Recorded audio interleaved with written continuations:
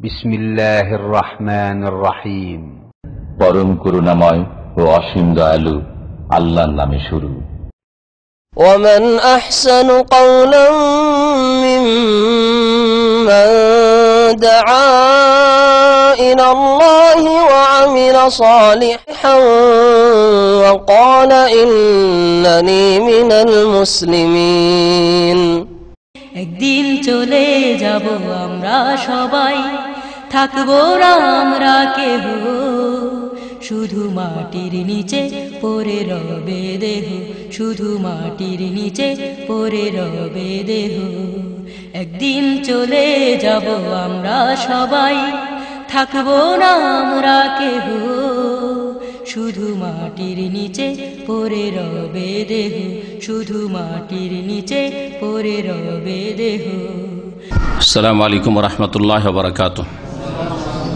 ইন্নাল হামদালিল্লাহ নাহমাদুহু ওয়া নাস্তাঈনুহু ওয়া নাস্তাগফিরুহু ওয়া নাউযু বিল্লাহি মিন শুরুরি আনফুসিনা ওয়া মিন সাইয়্যাতি আ'মালিনা।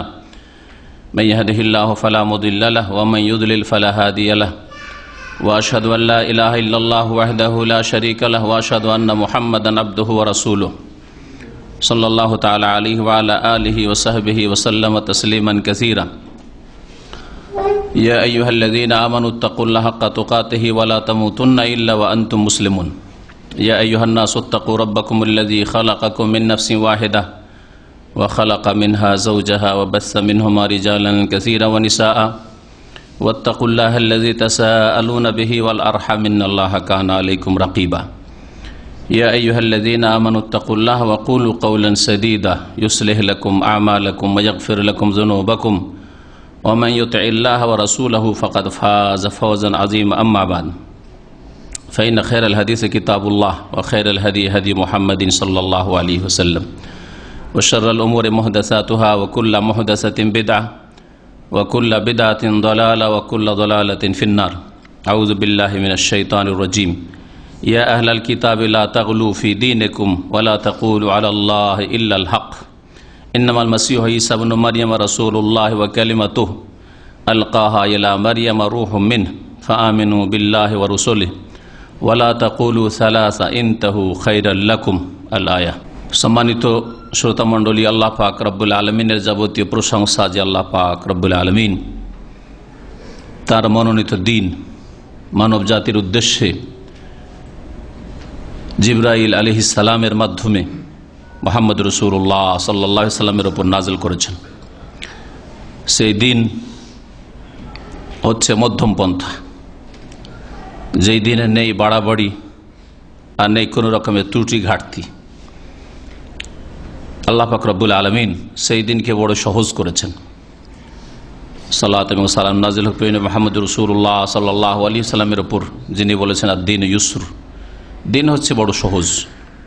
দিন ইসলাম তার প্রত্যেকটি বিধি বিধান, জীবনের প্রত্যেকটি ক্ষেত্রে হিদায়াতনামা, দিক নির্দেশনা, ইসলামিক শিক্ষা হচ্ছে বড় সহজ। জানাও সহজ, মেনে নেওয়াও সহজ, পালন করাও সহজ। দিন ইসলামে এমন কোনো আকিদা, দিনী বিশ্বাস অথবা ইবাদত অথবা বৈধ অবৈধ হুকুম আহকাম, হালাল হারাম, এমন কোনো কঠিন বিষয় নেই যেটা পালন করা মানুষের জন্য মুশকিল হয়। আজকের বিষয়বস্তু হচ্ছে ধর্ম সম্পর্কে, দিন সম্পর্কে, বাড়াবাড়ি সম্পর্কে, বিশেষ করে দিন নিয়ে বাড়াবাড়ি সম্পর্কে। দুনিয়ার ক্ষেত্রে মানুষ বাড়াবাড়ি করে থাকে, তবে একজন মুসলিমের দুনিয়া দিন থেকে পৃথক নয়। এই জন্য দিনের সম্পর্কে, ইসলাম সম্পর্কে বাড়াবাড়ি বা ইসলামের দৃষ্টিতে বাড়াবাড়ি করা, এই বিষয়টি আলোচনা করতে গিয়ে দুনিয়ার বিষয়গুলিও আসতে পারে। আল্লাহ পাক রব্বুল আলামিন তার কোরআন কারীমের একাধিক আয়াতে বাড়াবাড়ি নিষেধ করেছেন, এবং এই বাড়াবাড়ি হচ্ছে বিজাতিদের চরিত্র, আদর্শ। ইহুদি, নাসারা এবং যেসব জাতি বিগত যুগে চলে গেছে তাদের চরিত্র, তারা ধর্ম নিয়ে বাড়াবাড়ি করেছে। কিন্তু দিন ইসলামে বাড়াবাড়ি বর্জনীয়। এই বাড়াবাড়ির বেশ কিছু নজির উদাহরণ আল্লাহ পাক কোরআনে কারিমে পেশ করেছেন, যেগুলি আগের লোকেরা করেছে আর সেগুলি থেকে সতর্ক করেছেন। আকীদার ক্ষেত্রেই বাড়াবাড়ি হোক, ইবাদত বন্দেগীর ক্ষেত্রে বাড়াবাড়ি হোক, হালাল হারাম বৈধ অবৈধর ক্ষেত্রে বাড়াবাড়ি হোক, মানুষের অধিকার প্রাপ্যের ক্ষেত্রে বাড়াবাড়ি হোক, আদান প্রদানের ক্ষেত্রে বাড়াবাড়ি হোক, যেভাবে কোনো ক্ষেত্রেই হোক বাড়াবাড়ি দিন ইসলামে বর্জনীয়। আল্লাহ পাক রব্বুল আলামিন সূরা নিসার আয়াত নম্বর ৭১ ইরশাদ করছেন, ইয়া আহলাল কিতাব, হে কিতাব ধারণকারী জাতি। আহলি কিতাব ইহুদিদেরকে আর খ্রিস্টানদেরকে বলা হয়েছে। মূসা আলাইহিস সালামের ওপর কিতাব তাওরাত নাযিল হয়েছে। মূসা আলাইহিস সালামের অনুসরণের দাবিদার ইহুদিরা, তাদেরকে বোঝানো হয়েছে। ঈসা আলাইহিস সালামের ওপর ইনজিল নাযিল হয়েছে, আল্লাহ পাকের আসমানি কিতাব, তারা ইনজিলে বিশ্বাসী হওয়ার দাবিদার, ঈসা আলাইহিস সালামের অনুসারী হওয়ার দাবিদার। সুতরাং তাদেরকে সম্বোধন করে বলা হয়েছে কোরআনে কারিমে বেশ কিছু আয়াত, ইয়া আহলাল কিতাব, হে আহলে কিতাব, হে ওই সব মানুষরা যাদেরকে কোন যুগে কিতাব দেওয়া হয়েছিল। কিতাব তো আমাদেরকে দেওয়া হয়েছে, কিন্তু কোরআনের পরিভাষায়, রাসূলুল্লাহ সাল্লাল্লাহু আলাইহি ওয়াসাল্লাম হাদিসের পরিভাষায়, দ্বীন ইসলামের পরিভাষায় মুসলিমদেরকে, মুহাম্মদ রাসূলুল্লাহ সাল্লাল্লাহু আলাইহি ওয়াসাল্লামের উম্মতকে, শেষ উম্মতকে আহলে কিতাব বলা হয় না, কোরআন এবং সুন্নাহর অনুসারী। আহলে কিতাবদেরকে আল্লাহ সম্বোধন করে বিশেষ করে বলেছেন এই জন্য যে আহলে কিতাবরা বাড়াবাড়ি করেছে, আর এই জাতিগুলি বর্তমানে বিদ্যমান রয়েছে পৃথিবীতে, আর রাসূলুল্লাহ সাল্লাল্লাহু আলাইহি ওয়াসাল্লামের জামানায় তো এই জাতিগুলি ছিল, আর 1400 বছর আগে রাসূলুল্লাহ আমলেই তারা বাড়াবাড়ি, তার আগেই বাড়াবাড়ি করে ফেলেছিল। সুতরাং আল্লাহ পাক রব্বুল আলামিন তাদেরকে বলছেন, হে আহলে কিতাব লা তাগলু ফি দীনিকুম, তোমাদের ধর্মের বিষয়ে, দিনের ব্যাপারে বাড়াবাড়ি করিও না। গুলু মানে বাড়াবাড়ি করা, মুজাওয়াজাতুল হাদ সংজ্ঞা আসবে আলেমদের ভাষায়, সীমা লঙ্ঘন করা। আপনার যে সীমানা আছে, যার যেখানে সীমানা আছে সেখানে থাকাটাই হচ্ছে আপনার জন্য কল্যাণকর, তাতে দিন দুনিয়ার কল্যাণ রয়েছে। যখন সীমানা অতিক্রম করবেন তখন আপনি বাড়াবাড়ি করলেন, তাতে নিজেকে ক্ষতিগ্রস্ত করবেন, অন্যকে ক্ষতিগ্রস্ত করবেন। যে কোনো জায়গায় আপনারা চাকরি করেন, সেখানে আপনার কর্মের একটা ক্ষেত্র আছে, আপনি নিজের কাজ নিয়ে ব্যস্ত থাকেন, অন্যর কাজে আপনি যেন না, অন্যের যে ময়দান রয়েছে, ফিল্ড রয়েছে, ওখানে আপনি যেন না। ও আসছে না, করছে না, ওর কাজ কতটা হইলো না হইলো, কি করে না করে, ওর উপরে যে ফোরম্যান সুপারভাইজার সে করবে। যদি আপনাকে ফোরম্যান সুপারভাইজার করা হয় তাহলে আপনার ক্ষেত্র ওইটা, কিন্তু আপনি সঙ্গী ওর, এই করতে গিয়ে সম্পর্কের অবনতি ঘটে। এগুলো দুনিয়ার ক্ষেত্রে হয়ে থাকে। আপনার নিজের সীমানা, আপনি নিজের সীমানায় কাজ করেন, নিজের চরকায় তেল দেন, এই কথাটি এই মর্মে বলা যেতে পারে। আপনি আপনারকে নিয়ে ব্যস্ত থাকেন। লা তাগলু ফি দীনিকুম, দ্বীনের ক্ষেত্রে তোমরা বাড়াবাড়ি করিও না। ওয়ালা তাকুলু আলাল্লাহ ইল্লাল হক, আর আল্লাহ সম্পর্কে তোমরা সত্য কথা ছাড়া, ন্যায়সঙ্গত কথা ছাড়া অন্য কোনো কথা বলিও না। তার মানে এটা একটা দিক বাড়াবাড়ি, যে আল্লাহ সম্পর্কে ন্যায়সঙ্গত কথা ছাড়া, সত্য কথা ছাড়া, হক আল্লাহ প্রদত্ত, আল্লাহ নাযিলকৃত কথা ছাড়া, আকীদা ছাড়া অন্য কোনো কথা বলা হচ্ছে বাড়াবাড়ি। আল্লাহ সম্পর্কে এমন বিশ্বাস রাখা যা সত্য নয়, বাস্তব নয়, আল্লাহ বলেননি, তার রাসূল সাল্লাল্লাহু আলাইহি ওয়াসাল্লাম বলেননি। আল্লাহ রাব্বুল আলামিনের গুণাবলী সম্পর্কে, আল্লাহ পাক রব্বুল আলমিনের নাম সম্পর্কে, আল্লাহ পাক রব্বুল আলমিনের তৌহিদ সম্পর্কে, আল্লাহ পাক সম্পর্কে, আকীদা সম্পর্কে, আল্লাহ পাকের দ্বীন সম্পর্কে এমন কোনো কথা বলা যার কোনো সনদ, দলিল, প্রমাণ কোরআন এবং সুন্নাহ নেই, এটা বাড়াবাড়ি। ওয়ালা তাকুলু আলাল্লাহি ইল্লাল হক, আল্লাহ সম্পর্কে সত্য কথা ছাড়া, ন্যায়সঙ্গত কথা ছাড়া অন্য কোনো কথা বলিও না, না হলে বাড়াবাড়ি হবে। বাড়াবাড়ি এটা একটা দিক। তারপরে কিছু নজির আল্লাহ পেশ করছেন। ইন্নামাল মাসিহ ঈসা ইবনে মারইয়াম রাসূলুল্লাহ, নিঃসন্দেহে মসিহ মরিয়ম পুত্র ঈসা আলাইহিস সালাম আল্লাহ পাকের রসুল। ওয়া কালিমাতুহু, আল্লাহ পাকের একটি শব্দ, একটি বাক্য। কালেমা মানে শব্দ, কখনো কখনো বাক্যের অর্থ হয়, ভাব অর্থ।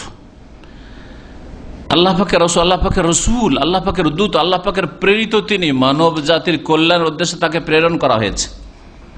সুতরাং ঈসা আলাইহিস সালামকে আল্লাহ পাকের রসুল না বলে অন্য কিছু যদি বলো বাড়াবাড়ি হবে, রসুল্লাহ বলবে। তার একটি কালেমার দ্বারা তিনি সৃষ্টি হয়েছেন। কালেমাতুহু, কোন হও তুমি, বিনা বাপে, বিনা যে পার্থিব উপায় রয়েছে স্বামী স্ত্রীর মিলন সেটা ছাড়া, কোন তুমি এসো পৃথিবীতে।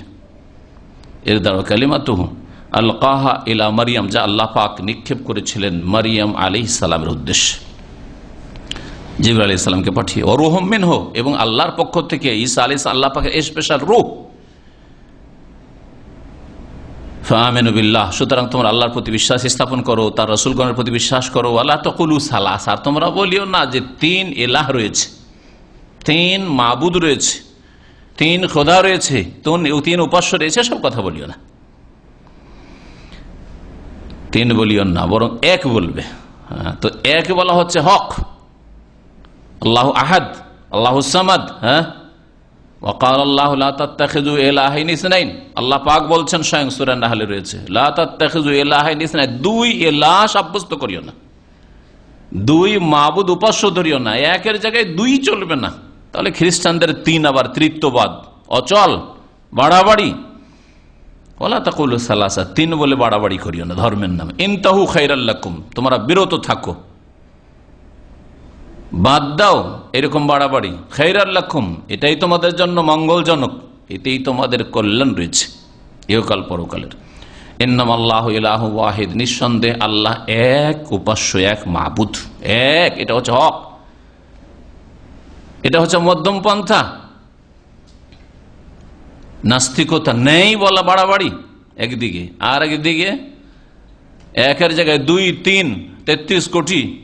হ্যাঁ, আর যত মাজার, যত দরগা, তত এলাহ, তত তাদের জন্য ইবাদত, এগুলি বাড়াবাড়ি, গলু ধর্মে বাড়াবাড়ি। ইন্নামাল্লাহু ইলাহু ওয়াহিদ, আল্লাহ হচ্ছেন এক ইলাহ, সুবহানাহু, তিনি পাক পবিত্র শরীক থেকে, সমস্ত রকমের ত্রুটি থেকে। বিশেষ করে যে বিষয়টি আল্লাহ উল্লেখ করেছেন, আন ইয়াকুনা লাহু ওয়ালাদ, তার সন্তান হওয়া থেকে তিনি পাক পবিত্র, তার পবিত্রতা ঘোষণা করি। তার কোনো সন্তান নেই, ছেলে মেয়ে নেই। তাহলে আল্লাহ পাক রব্বুল আলামিনের সন্তান সাব্যস্ত করা, ছেলে মেয়ে সাব্যস্ত করা হচ্ছে বাড়াবাড়ি। সুতরাং মক্কার মুশরিকরা ফেরেশতাকে, মালায়েকাকে আল্লাহর কন্যা বলে বাড়াবাড়ি করেছে। খ্রিস্টানরা ঈসা আলাইহিস সালামকে আল্লাহর পুত্র বলে বাড়াবাড়ি করেছে ধর্মের নামে। ইহুদিরা ওজাইরকে আল্লাহর পুত্র বলে বাড়াবাড়ি করেছে। লাহু মা ফিস সামাওয়াতি ওয়া মা ফিল আরদ, আকাশ জমিনে যা কিছুই রয়েছে সবকিছুর মালিক আল্লাহ। ওয়া কাফা বিল্লাহি ওয়াকিলা, আল্লাহ পাক রব্বুল আলামিন কর্মবিধায়ক হিসাবে যথেষ্ট। বাড়াবাড়ি সম্পর্কে একটি আয়াত সূরা নিসার, সূরা মায়দা আয়াত নম্বর 77, তাতে আল্লাহ পাক ইরশাদ করেছেন, হে নবী তুমি জানিয়ে দাও, ইয়া আহলাল কিতাব। রাসূলুল্লাহ সাল্লাল্লাহু আলাইহি ওয়াসাল্লাম যেহেতু সারা বিশ্বের সমস্ত মানুষের জন্য রাসূল হয়ে প্রেরিত হয়েছিলেন, সেই জন্য আল্লাহ পাক রব্বুল আলামিন তার নবীকে বলছেন, বিশেষ করে আহলে কিতাব যারা ইহুদি খ্রিস্টান, এদেরকে সম্বোধন করে বলো, কারণ এরা ধর্মের নামে বাড়াবাড়ি করেছে। এদের কাছে সত্য দিন নাজিল করা হয়েছে মুসা আলাইহিস সালামের মাধ্যমে, ঈসা আলাইহিস সালামের মাধ্যমে, ইনজিল আর তাওরাতের মাধ্যমে। তারপরে তারা বাড়াবাড়ি করেছে, তাদের কিতাবে বিকৃত করে তাওরাত ইনজিলে কিছু বাড়িয়েছে, কিছু কমিয়েছে। আর এক বাড়াবাড়ি, তাহরিফ, রদবদল করা, খেয়াল খুশি, তাতে কাটাই ছাটাই করা, কিছু বাড়ানো কিছু কমানো। ইয়া আহলাল কুল, হে নবী জানিয়ে দাও, ইয়া আহলাল কিতাব, হে আহলে কিতাব, ইহুদি খ্রিস্টান, লা তাগলু ফি দীনিকুম গায়রাল হক, সত্য পন্থা ছাড়া তোমরা তোমাদের ধর্মের বিষয়ে, দিনের ব্যাপারে বাড়াবাড়ি করিও না। ওয়ালা তাত্তাবিউ আহওয়া কওম, আর এমন সম্প্রদায়ের কুপ্রবৃত্তির অনুসরণ করিও না। কাদ দাল্লু মিন ক্বাবল, এর পূর্বে যারা পথভ্রষ্ট গুমরাহ হয়ে গেছে। তাহলে তোমাদের পূর্বপুরুষরা যদি ধর্মের নামে পথভ্রষ্ট হয়ে থাকে, গোমরাহ হয়ে থাকে, রাস্তা হারিয়ে গিয়ে দিয়ে থাকে, আদাল্লু মিন ক্বাবল ওয়া আদাল্লু কাসীরা, শুধু তারা পথভ্রষ্ট হয়নি, বহু মানুষকে পথভ্রষ্ট করেছে, পথভ্রষ্ট করেছে।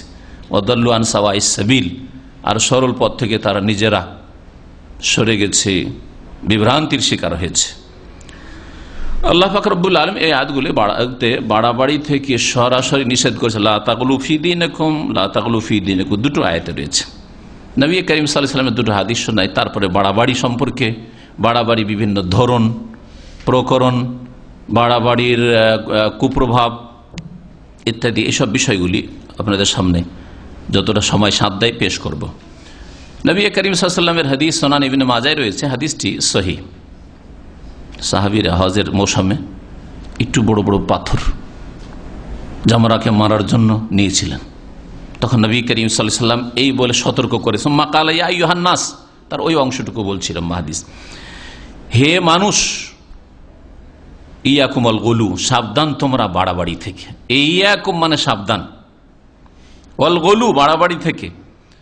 ফাইন্নাহু আহলাকা মান কানা ক্বাবলাকুম আল গুলু ফিদ্দিন, কারণ তোমাদের পূর্বের যেসব লোকেরা ছিল তাদেরকে ধর্ম নিয়ে বাড়াবাড়ি ধ্বংস করেছে। ধর্ম নিয়ে বাড়াবাড়ি করতে গিয়ে তারা ধ্বংস হয়েছে, ইহুদি খ্রিস্টান ধ্বংস হয়েছে। আজকাল ধ্বংস হয়েছে শব্দটি যদি ব্যবহার করি, বাক্যটি ব্যবহার করি, তো অধিকাংশ মানুষের ব্রেন কোন দিকে যায়, যে লুত আলাইহিস সালাম জাতির মতো ধ্বংস হয়েছে, নূহ আলাইহিস সালাম জাতির মতো ডুবে ধ্বংস হয়েছে, ফেরাউন আর তার সেনাবাহিনীর মতো ডুবে ধ্বংস হয়েছে, অথবা আদ আর সামুদের মতো ধ্বংস হয়েছে। এই ধ্বংস মানে জানের ধ্বংস হওয়া, ধন সম্পদের ধ্বংস হওয়া, দেশ ধ্বংস হওয়া, এগুলিকেই ধ্বংস মনে করে। কিন্তু এর চেয়ে বড় ধ্বংস হচ্ছে তার দিন ধ্বংস হয়ে যাওয়া, তার জান্নাত থেকে তার হাত ধুয়ে না বঞ্চিত হওয়া, তার চিরকালের জাহান্নামে হওয়া, কাফের মুশরিক হয়ে মারা যাওয়া, এটা সবচেয়ে বড় তার ধ্বংস হওয়া। এটাকে সবসময় মনে মগজে বসিয়ে নেন যে কোরআন এবং হাদিসের আলোকে ধ্বংসের বাক্যটি যে ব্যবহার করা হয়েছে, সবচেয়ে বড় ধ্বংসাত্মক বিষয় হচ্ছে বা ধ্বংস হওয়া হচ্ছে মানব জীবনে তার ইহকাল পরকালে আল্লাহর গজবের হকদার হয়ে যাওয়া। আল্লাহর গজব, আল্লাহর ক্রোধ, আল্লাহ পাকের অভিশাপ, আল্লাহ পাকের আযাব অবধারিত হয়ে যায় কোনো জাতির জন্য দুনিয়া আখিরাতের। যতদিন দুনিয়ায় থাকে, হয়তো আল্লাহ ছাড় দিয়েছেন, ছেড়ে দেননি, ততদিন আল্লাহ পাকের কাছে অভিশপ্ত। আল্লাহ তাদেরকে দেখতে পারেন না, নিকৃষ্ট আল্লাহ পাকের নজরে। আর যখন আল্লাহ পাক ধরে নেন বা ধ্বংস করে দেন বা দুনিয়া থেকে মারা যায়, যেভাবে হোক না কেন, আল্লাহ পাকের আযাব শুরু হয়ে যায়, পরকালের আযাব শুরু হয়ে যায়। এই হচ্ছে সবচেয়ে বড় ধ্বংস হওয়া। তোমাদের পূর্বের জাতিরা ধ্বংস হয়েছে, ইহুদিরা ধ্বংস হয়েছে, খ্রিস্টানরা ধ্বংস হয়েছে, কারণ জান্নাতের রাস্তা হারিয়ে ফেলেছে। মাতাউন কালিল, অল্প কিছুদিনের ধন সম্পদ আর ভোগবিলাস আর নেতৃত্ব আর ক্ষমতা আর দুনিয়ায় দাপট, সুম্মা মাওয়াহুম জাহান্নাম, আর তারপরে শেষ পরিণাম চিরকাল জাহান্নামে থাকতে হবে। যতই বড় শাসক হোক না কেন, আর যতই বড় ক্ষমতার মালিক হোক না কেন, আর যতই বড় ধনাঢ্য হোক না কেন, কিন্তু মাতাউন কালিল, অল্প দিনের ভোগের সামগ্রী। আল্লাহ বলছেন কত ভোগ করবে ইয়াজিদের মতো লোক। তার সম্পর্কে বাড়াবাড়ি হয়েছে, দুই দিক থেকে বাড়াবাড়ি হয়েছে। যারা পক্ষ নিয়েছে হয়তো তারা বাড়াবাড়ি করেছে, আর যারা বিপক্ষে আছে তারা চরম বাড়াবাড়ি করেছে, যার ফলে বাড়াবাড়ি করে তারা তাকে কাফের আর ইসলাম থেকে বের করে দেওয়া, আর সমস্ত রকমের মিথ্যা আর কিছু মরিচ মশলা দিয়ে তার উপর অপবাদ দেওয়া, সবকিছুই বৈধ করে নিয়েছে। আর বছরে একবার এটা করতে হবে। বাড়াবাড়ি করতে গিয়ে ধ্বংস হয়েছে এইরকম দুটি জাতি। কিন্তু জানেন, অল্প বয়স পেয়েছে মাত্র, এত দুনিয়ার আর গদির আর নেতৃত্বের লোভ লালসা করে আর শত্রু প্রতিপক্ষকে দমন করতে গিয়ে আর দমন নীতি অবলম্বন করে তারপরে কিছুই পায়নি, মাত্র কিছু দিনের নেতৃত্ব আর তারপরে কিছুই পায়নি। সুবহানাল্লাহ, দুনিয়া শেষ, তারপরে আফদা ইলা মা কাদ্দাম, যা করেছে তা পেয়ে গেছে। সকলে যা করেছে তা পেয়ে গেছে, ভালো করলে ভালো অবশ্যই পেয়েছে, আর মন্দ করলে অবশ্যই তা পেয়েছে। আর শুধু তার কথাই বলছে না, সকলের কথা বলছে। আপনার কথাও বলছে আর আমার কথাও বলছে।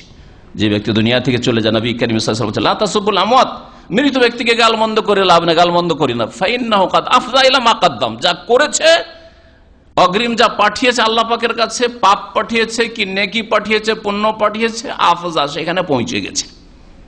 জান্নাতে যাওয়ার কাজ পাঠিয়েছে, আকীদা আমল পাঠিয়েছে, জান্নাতে রাস্তায় পৌঁছে গেছে। আর যদি জাহান্নামে যাওয়ার কাজ আর আকীদা আর বিশ্বাস আর আমল আর আখলাক যদি পেশ করে থাকে, অগ্রিম পাঠিয়ে থাকে আল্লাহ পাকের কাছে তার কর্মলিপিতে, আমল নামাতে, তাহলে আফজা পৌঁছে গেছে সেখানে। তোমার ভালো মন্দ বলে লাভ নেই। বিশেষ করে মন্দ বলতে নিষেধ করা হয়েছে, নবী করিম সাল্লাল্লাহু আলাইহি ওয়াসাল্লাম বলছেন। তো বলছিলাম কি, বাড়াবাড়ি। নবী করিম সাল্লাল্লাহু আলাইহি ওয়াসাল্লাম বলছেন যে ধ্বংস হয়েছে আগের জাতিরা বাড়াবাড়ি করার কারণে।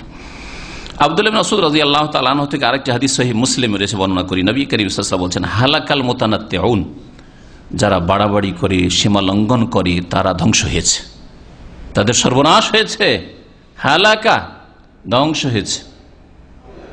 দুনিয়ার কিছু দিনের ভোগ বিলাস আর খুব আয়েশা আরামের জীবন পেয়েছে, টাকার অভাব নেই, আরামের অভাব নেই, যেখানে হাত দিয়েছে সেখানে ফলন, এতে ধোঁকা খাওয়ার কিছু নেই।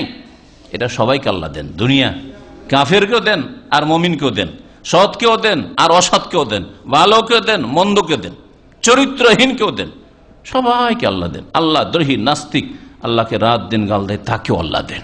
কারণ দুনিয়া আল্লাহ পাকের কাছে তুচ্ছ, আর দুনিয়া বদলার জগতও নয়, দুনিয়া প্রতিফলের জন্য নয় যে প্রতিফলন এখানেই হবে। দুনিয়া হচ্ছে কর্মজগৎ, আর আল্লাহ পাক রব্বুল আলামিন খেলনা ঘরে ছেড়ে রেখেছেন। কেমন খেলা করো দেখি, দুনিয়ায় ভাঙচুর করো, নাশকতার কাজ করো, দুনিয়ায় আল্লাহ দ্রোহিতা করো, নাকি আল্লাহর আনুগত্য প্রকাশ করো, এটাই দেখতে চান। লিয়াবলুয়াকুম আইয়ুকুম আহসানু আমালা, আল্লাহ পরীক্ষা করতে চান যে তোমাদের মধ্যে কে কত ভালো কাজ করে আসতে পারে, কে কত ভালো কাজ করে আসতে পারে। নবী করিম সাল্লাল্লাহু আলাইহি ওয়াসাল্লাম বলছেন, হালাকাল মুতানাত্তিউন, যারা বাড়াবাড়ি করে তারা ধ্বংস হয়েছে। কালাহা সালাসান, তিনবার করে হালাকাল মুতানাত্তিউন, হালাকাল মুতানাত্তিউন, হালাকাল মুতানাত্তিউন, যারা বাড়াবাড়ি করে তারা ধ্বংস হয়েছে, ধ্বংস হয়েছে। এই তানাত্তু কাকে বলা হয়? বলছেন আত-তাশাদ্দুদ ফি গায়রি মাওযি'i তাশদীদ, যেখানে ইসলামে কঠোরতা নেই সেখানে কঠোরতা অবলম্বন করা, যেখানে সহজ করা হয়েছে আপনি কঠিন করে দেবেন, এটা হচ্ছে তানাত্তু, এটা হচ্ছে বাড়াবাড়ি, কঠোরতা নেই। এর মানে এই নয় যে আপনাকে কঠিন লাগছে বলেই সেটা হচ্ছে বাড়াবাড়ি আর সেটাই কঠোরতা না, এরকম নয়। যে ফজর নামাজ পড়ে না তাকে ফজর নামাজ পড়ে তাকে কঠোরতা লাগছে, জামাতে ফজরে 2 ঘন্টা 3 ঘন্টা ঘুম হয় না, ছোট রাত, আর টেনশনে আছি, ব্যাচেলর মানুষ, অবিবাহিত মানুষ, অথবা ফ্যামিলি দূরে আছে, অনেক চিন্তা আছি, এই সেই, ঘুম হয় না, আর ফজরে কেউ যদি যেতে বলে ফজরে না গেলে আপনার মধ্যে মোনাফিকি চরিত্র রয়েছে, মোনাফিকি মুক্ত হইতে পারবো, যে বাড়াবাড়ি কথা না, কখনো বাড়াবাড়ি নাই। নামাজ ত্যাগ করলে কুফরি হয়ে যায়, কখনো বাড়াবাড়ি কথা নেই, কারণ এটা হচ্ছে কোরআনে হাদিসের কথা। আপনি আপনার প্রকৃতিকে বিকৃত করে ফেলেছেন পাপ দিয়ে, অন্যায় দিয়ে, যার ফলে আপনাকে বাড়াবাড়ি লাগছে। তো যেখানে ইসলামে কঠোরতা নেই সেখানে যদি কঠোরতা অবলম্বন করেন, এটা হচ্ছে তানাত্তু, বাড়াবাড়ি করা, এটা হচ্ছে গুলু। আর এমনিতে আপনি নিজের পক্ষ থেকে আপনার রুচিতে বাড়াবাড়ি না, আপনার রুচির ওপর কোনটা বাড়াবাড়ি আর কোনটা ঘাটতি, কোনটা কমতি, এসব ছেড়ে দেওয়া হয়নি। আল্লাহ পাক তার সীমারেখাও নির্ধারণ করেছেন। নবী করিম সাল্লাল্লাহু আলাইহি ওয়াসাল্লাম বাড়াবাড়ি থেকে সতর্ক করেছেন। আর বাড়াবাড়ি করতে গিয়ে মুসলিম জাতিতে শিরকের অনুপ্রবেশ ঘটেছে, বিদাত বহু রকমের, ঘরে ঘরে বিদাত, মগজে মগজে বিদাত ঢুকে পড়েছে। আর এই বাড়াবাড়ির পরিণতি হিসাবে খারিজিরা বেরিয়েছে। বাড়াবাড়ি করতে গিয়ে বিভিন্ন দল উপদল সৃষ্টি হয়েছে। বাড়াবাড়ি করতে গিয়ে এই ধর্মের নামে অন্ধত্ব সৃষ্টি হয়েছে, তাকলিদ আমা আর তাআসসুব, গোঁড়ামি, পক্ষপাতিত্ব, তরফদারি করা। আমি যেটা আছি সেটাকে হক মানিয়ে নেব, যেইভাবে হোক না কেন, আমারটাকে সত্য বলে প্রমাণ করতে হবে, যে কোনো উপায় হোক না কেন। এই মন মানসিকতা মুসলিম সমাজের অধিকাংশ লোকদের ধর্মের নামে। কেন? তো আমি যেই দলে আছি সেটার ভুলকেও কোনো রকম ব্যাখ্যা করেও সেটা ঠিক রাখবো। আমি যেই পন্থে আছি অথবা যেই দলের বিরোধিতা আছি, আমার টার্গেটটাকে আমি ঠিক রাখবই, যেইভাবে হোক না কেন। অথচ তারাও বাড়াবাড়ি করছে। হ্যাঁ, তাদের মধ্যে বেশ কিছু বাড়াবাড়ি, কিন্তু নিজের বাড়াবাড়ি নজরে আসে না, অন্যদের বাড়াবাড়িটা শুধু নজরে আসে। আজকাল সবচেয়ে বড় রোগ হচ্ছে আমাদের নিজের দোষ নিজে নজরে আসে না। আমার মধ্যে ত্রুটি রয়েছে, সেটা আমার নজরে আসে না। আপনার মধ্যে ত্রুটি রয়েছে, ও নিজে নজরে আসে না। আপনার পরিবারের ত্রুটি রয়েছে, নজরে আসে না। অপরের পরিবার কি করছে ওইটা নজরে আসছে। জনসাধারণ প্রজাত ত্রুটি রয়েছে, এইটা নজরে আসে না। সরকার কি করছে, প্রশাসন কি করছে, ওইটা নজরে আসছে। আবার এর বিপরীতটাও, প্রশাসনের নিজের ভুল ত্রুটি নজরে আসে না, তাদের জনসাধারণ কি করছে ওইটা নজরে আসছে। যার ফলে সমস্যার সমাধান হয় না, আল্লাহর জমিনে শান্তি কায়েম হয় না। বাড়াবাড়ি থেকে সকল স্তরের লোকেরা যতক্ষণ পর্যন্ত মুক্ত না হবে, ততক্ষণ পর্যন্ত আল্লাহর জমিনে শান্তি কায়েম হবে না। আর সেটা হচ্ছে ইসলাম। ইসলাম মানে শান্তি। ইসলাম হচ্ছে মধ্যম পন্থা।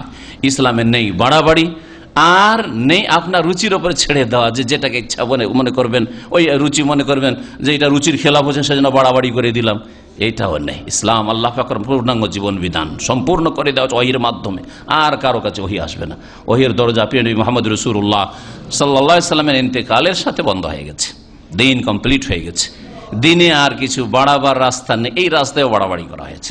নবী করিম সাল্লাল্লাহু আলাইহি সাল্লাম থেকে হাদিস ওমর রাদিয়াল্লাহু তাআলা আনহু জুমার খুতবায় শোনাচ্ছেন।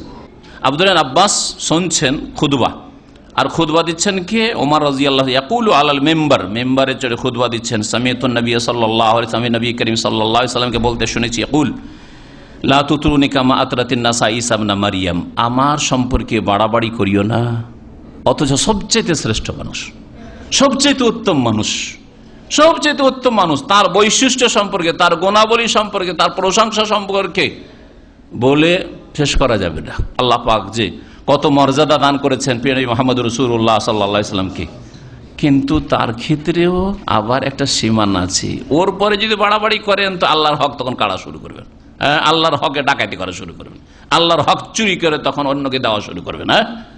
হ্যাঁ, এইভাবে বাড়াবাড়ি করেছে রাসূল সম্পর্কে।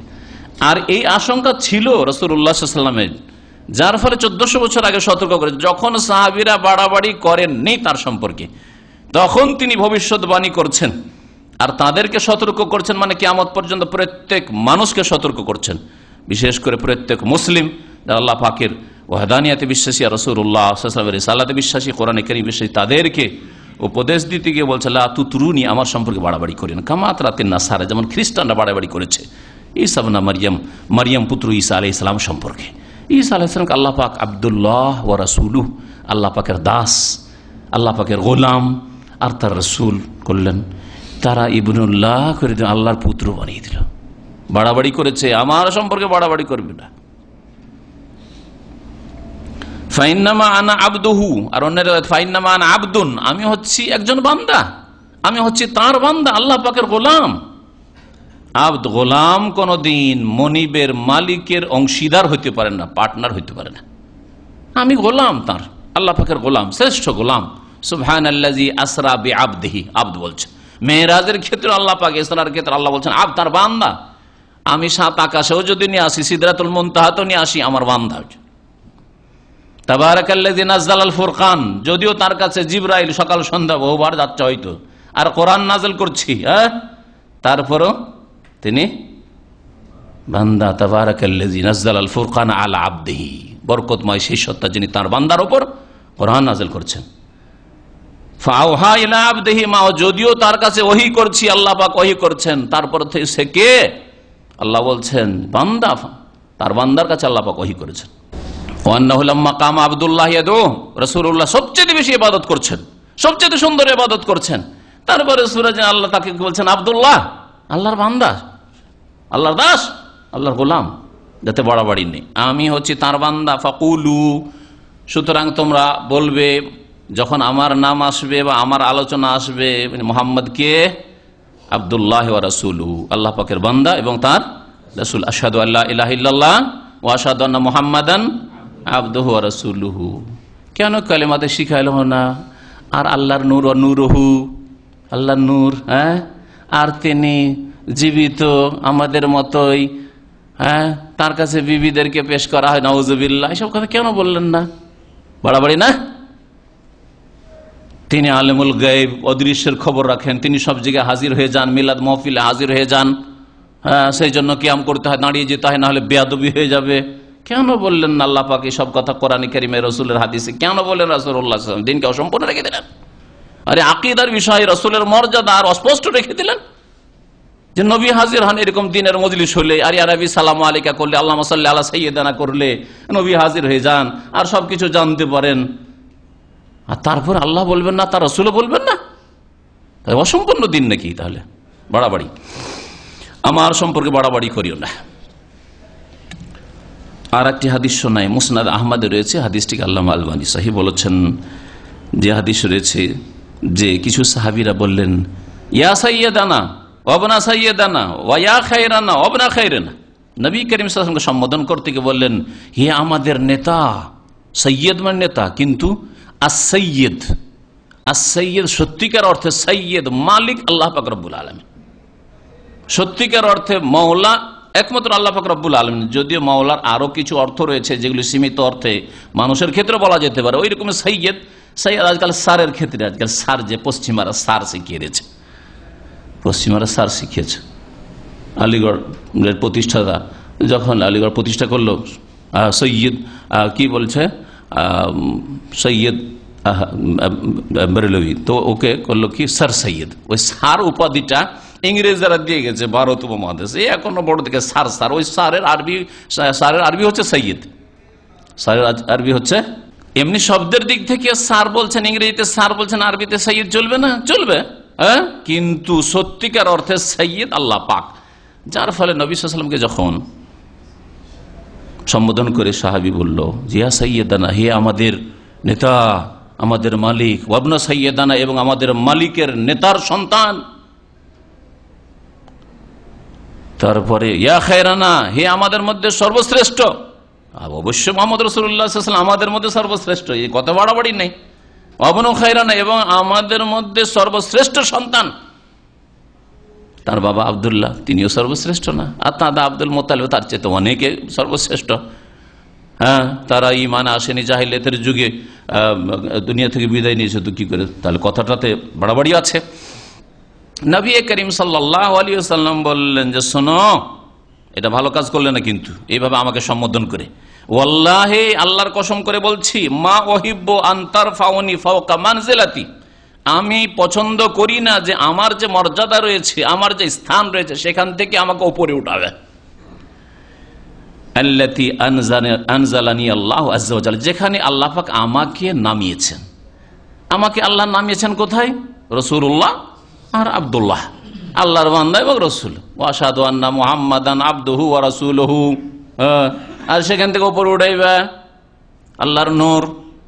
তিনি মারা যান নাই, আমাদের মতো জীবিত আছেন। তারপর তিনি উম্মতের সব খোঁজ খবর রাখেন, আরো যত কিছু বলতে হয়। তারা বাড়াবাড়ি করলেন। এই বাড়াবাড়ি বিজাতিদের রোগ আগের যুগ থেকে শুরু হয়েছে। আর নবী করিম সাল্লাল্লাহু আলাইহি ওয়াসাল্লাম ভবিষ্যৎবাণী সহিহ বুখারী মুসলিমের রয়েছে, লা তাত্তাবিউন্না সুনানা মান কানা ক্বাবলাকুম, তোমাদের পূর্বের যে সব জাতিরা ছিল তাদের তোমরা এমন একটা যুগ আসবে, সেই যুগে অন্ধ অনুসরণ করবে, অন্ধ অনুসরণ করবে। শিবরান বে শিবরিন, একেবারে পুরোপুরি। শিবির বলা হয় এক বিগত, একটু পার্থক্য থাকবে না। ওরা যদি আধা হাতে বাড়াবাড়ি করে থাকে, ওদের ওইভাবেই করবে, অনুসরণ করবে। ওরা যে পাপগুলি করেছে তোমরা পাপ করবে। ওরা যে ভ্রান্ত আকীদা রাখে, সেই ভ্রান্ত আকীদা তোমাদের মধ্যে ঢুকে পড়বে। ওরা শিরক করে, তোমরাও শিরক করবে। ওরা কুফরি করেছে, তোমরা কুফরি করবে। ওদের বাড়িতে যেসব পাপ হয়, মুসলিমদের বাড়িতে ওই সব পাপ হয়। ওদের প্রচার মাধ্যমে যেসব পাপ ছড়ানো হয়, পত্র পত্রিকা আর টিভিতে আর রেডিওতে, ওই সব পাপ ছড়ানো মুসলিমদের প্রচার মাধ্যম দিয়ে হয়। তো লা তাত্তাবিউনা সুনানা মান কানা ক্বাবলাকুম, দু চারটা আকীদার বিষয় বলেননি। সার্বিক জীবনে প্রতিটি ক্ষেত্রে মুসলিমরা ধীরে ধীরে আগের যুগের কাফের আল্লাহদ্রোহী যারা ছিল তাদের অন্ধ অনুসরণ করবে। ভবিষ্যৎবাণী 1400 বছর আগে রাসূলুল্লাহ সাল্লাল্লাহু আলাইহি ওয়াসাল্লাম। ওয়াজিরান বিজারান, এক হাত যদি বেড়ে থাকে ওরা তোমার এক হাত বাড়বে। হাত্তা লাউ সালাকু জুহরা দাব্বিন, অন্য রিওয়ায়াতে লাউ দাখালু জুহরা দাব্বিন, যদি তারা সান্ডার গর্তে ঢুকে। ইহুদি নাসারা আগের জাতিরা সান্ডার গর্তে, সান্ডার গর্ত আঁকা বাঁকা সোজা থাকে না,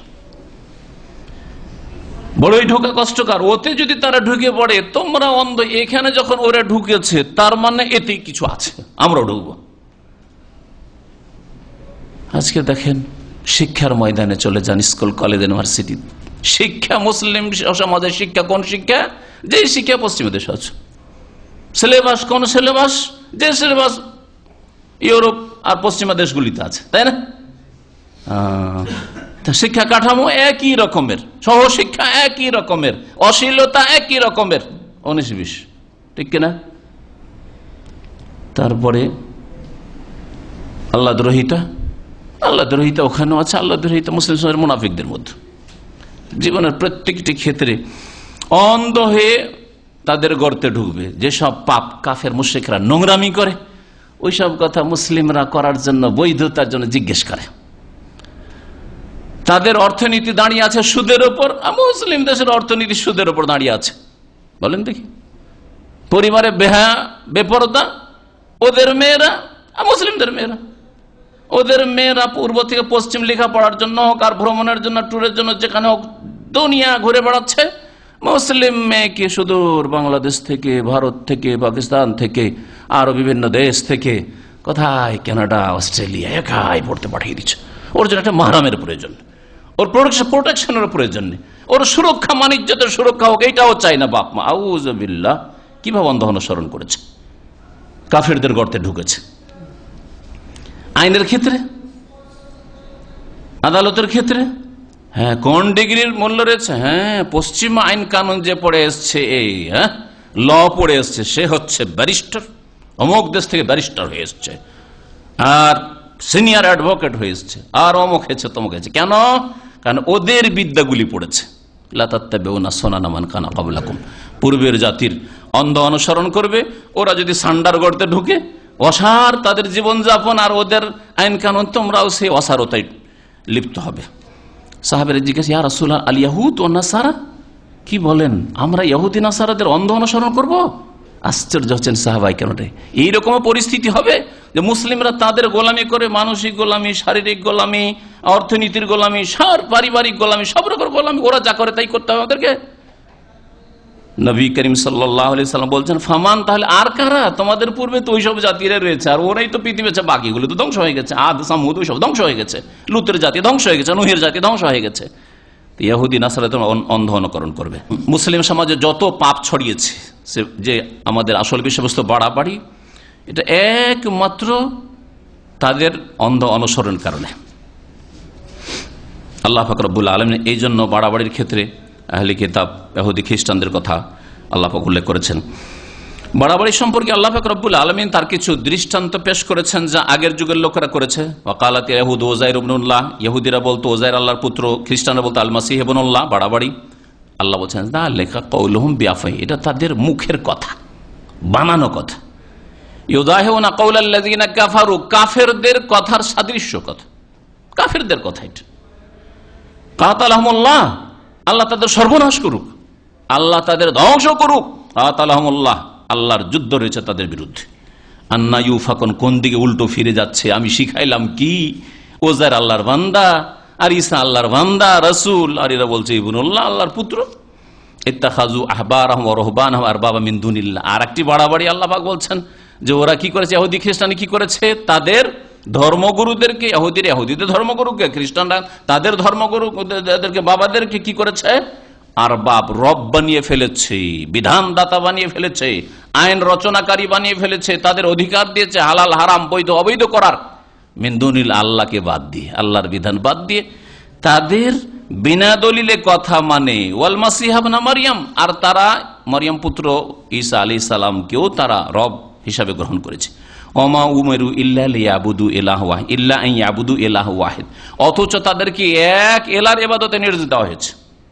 এক আল্লাহর ইবাদত বন্দেগী করো, এক আল্লাহর আদেশ নিষেধ মানো, এক আল্লাহ যা হারাম করেছেন হারাম, সেই আল্লাহ যা হালাল করেছেন তাই হালাল। এই বাড়াবাড়ির কিছু নিদর্শন বা কিছু যেগুলো বলা হয় উদাহরণ আল্লাহ পাক উপমা তুলে ধরেছে সূরা তাওবার আয়াত নম্বর 30-31। তাহলে অন্ধ অনুসরণ করা ধর্মগুরুদের, এটা হচ্ছে কাফের জাতির চরিত্র। তারা এইভাবে বাড়াবাড়ি করেছে। এই রকম যদি মুসলিম উম্মতের লোকেরা বাড়াবাড়ি করে অন্ধ অনুসরণের ক্ষেত্রে, কোন একজন ব্যক্তির, কোন একটি তরিকার, কোন একটি মাযহাবের অন্ধ অনুসরণ, যে তাতেই হক সীমিত রয়েছে, একটা মানলেই সমস্ত হক সত্য পেয়ে যাব, তাহলে এটা হচ্ছে তাদের অনুসরণ, বাড়াবাড়ি করা। চারটার একটা মানলে হয়। এই যে তরিকতগুলি রয়েছে, নকশবন্দি তরিকা, আর মুজাদ্দিদি তরিকা, আর রেফাই তরিকা, আর কাদেরি তরিকা, চিশতি তরিকা, এগুলো হচ্ছে জান্নাতে যাওয়ার রাস্তা, আধ্যাত্মিকতার ক্ষেত্রে উন্নতি করার জন্য উপায়। এগুলো হচ্ছে বাড়াবাড়ি, কারণ এগুলো মানুষের তৈরি করা জিনিসকে নিয়ে যারা কল্যাণ চেয়েছে তারা বাড়াবাড়ি করেছে, এই কথা আল্লাহ পাক বুঝাতে চেয়েছেন। ইমাম ইবনে তাইমিয়া রাহমাতুল্লাহ বাড়াবাড়ির সংজ্ঞা সম্পর্কে বলছেন, বাড়াবাড়ির শাব্দিক অর্থ হয় মুজাওয়াজাতুল হাদ ওয়াল কদর, সীমা লঙ্ঘন করা আর যা আপনার পরিমাণ নিজের রয়েছে ওটা লঙ্ঘন করা। আপনাকে যতটা পরিমাণ ক্ষমতা দেওয়া হয়েছে তার বেশি ক্ষমতা যদি দেখান তো বাড়াবাড়ি করলেন আপনি। আপনাকে একজন হয়তো ফরমান সুপারভাইজার বানানো হয়েছে, কিন্তু আপনাকে একটা ওয়ার্কার লেবারের এক্সিট লাগাবার ক্ষমতা দেওয়া হয়নি, দিলেন তো এক্সিট এই কামড়টা ছিনিয়ে নিলেন, বাড়াবাড়ি করলেন না? একটা উদাহরণ দিলে এইরকম বহু বাড়াবাড়ি হইতে পারে। আপনি একজন ছাত্র, মাশাআল্লাহ লেখাপড়া করছেন, দিন শিখছেন, কিছু আসেন সপ্তাহে 2-4টা দর্শে, আপনি আপনার বিদ্যার যতটা দৌড় আছে ততটার মধ্যে সীমিত থাকেন, কিন্তু এমন আক্রমণ করা শুরু করলেন যতই বড় বড় আলেম হোক, এর ভুল দ্বারা ওর ভুল দ্বারা এর আক্রমণ করা ওর আক্রমণ করা, বাড়াবাড়ি করে। এটা ছোট মুখে বড় কথা বলা বাড়াবাড়ি অবশ্য। তার জন্য আপনার ওস্তাদ রয়েছে, আপনার ওস্তাদের ওস্তাদ রয়েছে, অনেক তাদেরকে স্মরণ করিয়ে দেন যে এই বিষয়গুলির ওপর তারা স্থিরভাবে সুস্থ মস্তিষ্কে চারিদিকটা অধ্যয়ন করে পড়াশোনা করে তারা আলোচনা করবেন না। আপনি দিলেন একটা গুলি মেরে যায়, বা সংশোধন যদি না আঘাত তো লাগবে। হ্যাঁ, যদি স্বীকার নাও করতে পারে, স্বীকার করা মানে নিজের টার্গেটটা পুরা করা যায়, হ্যাঁ সংশোধন করবো, এটা হচ্ছে ভালো কথা। কিন্তু সংশোধন করার উদ্দেশ্য চাইতে বেশি কি হচ্ছে যে অ্যাটাক তো করতে পারবো, হ্যাঁ আঘাত তো করতে পারবো, এগুলো বাড়াবাড়ি। ইবনে তাইমিয়া রাহমাতুল্লাহ তার সংজ্ঞা সম্পর্কে বলছেন যে মুজাওয়াজাতুল হাদ্দে কেমন ভাবে সীমা লঙ্ঘন করা, ইউজাদা ফিশ-শাইই ফি মাদহি ওয়া যামবি, কোনো কিছুর প্রশংসা করতে গিয়ে বাড়াবাড়ি করা, অথবা কোনো কিছুর কুৎসা বা নিন্দা করতে গিয়ে বাড়াবাড়ি করা।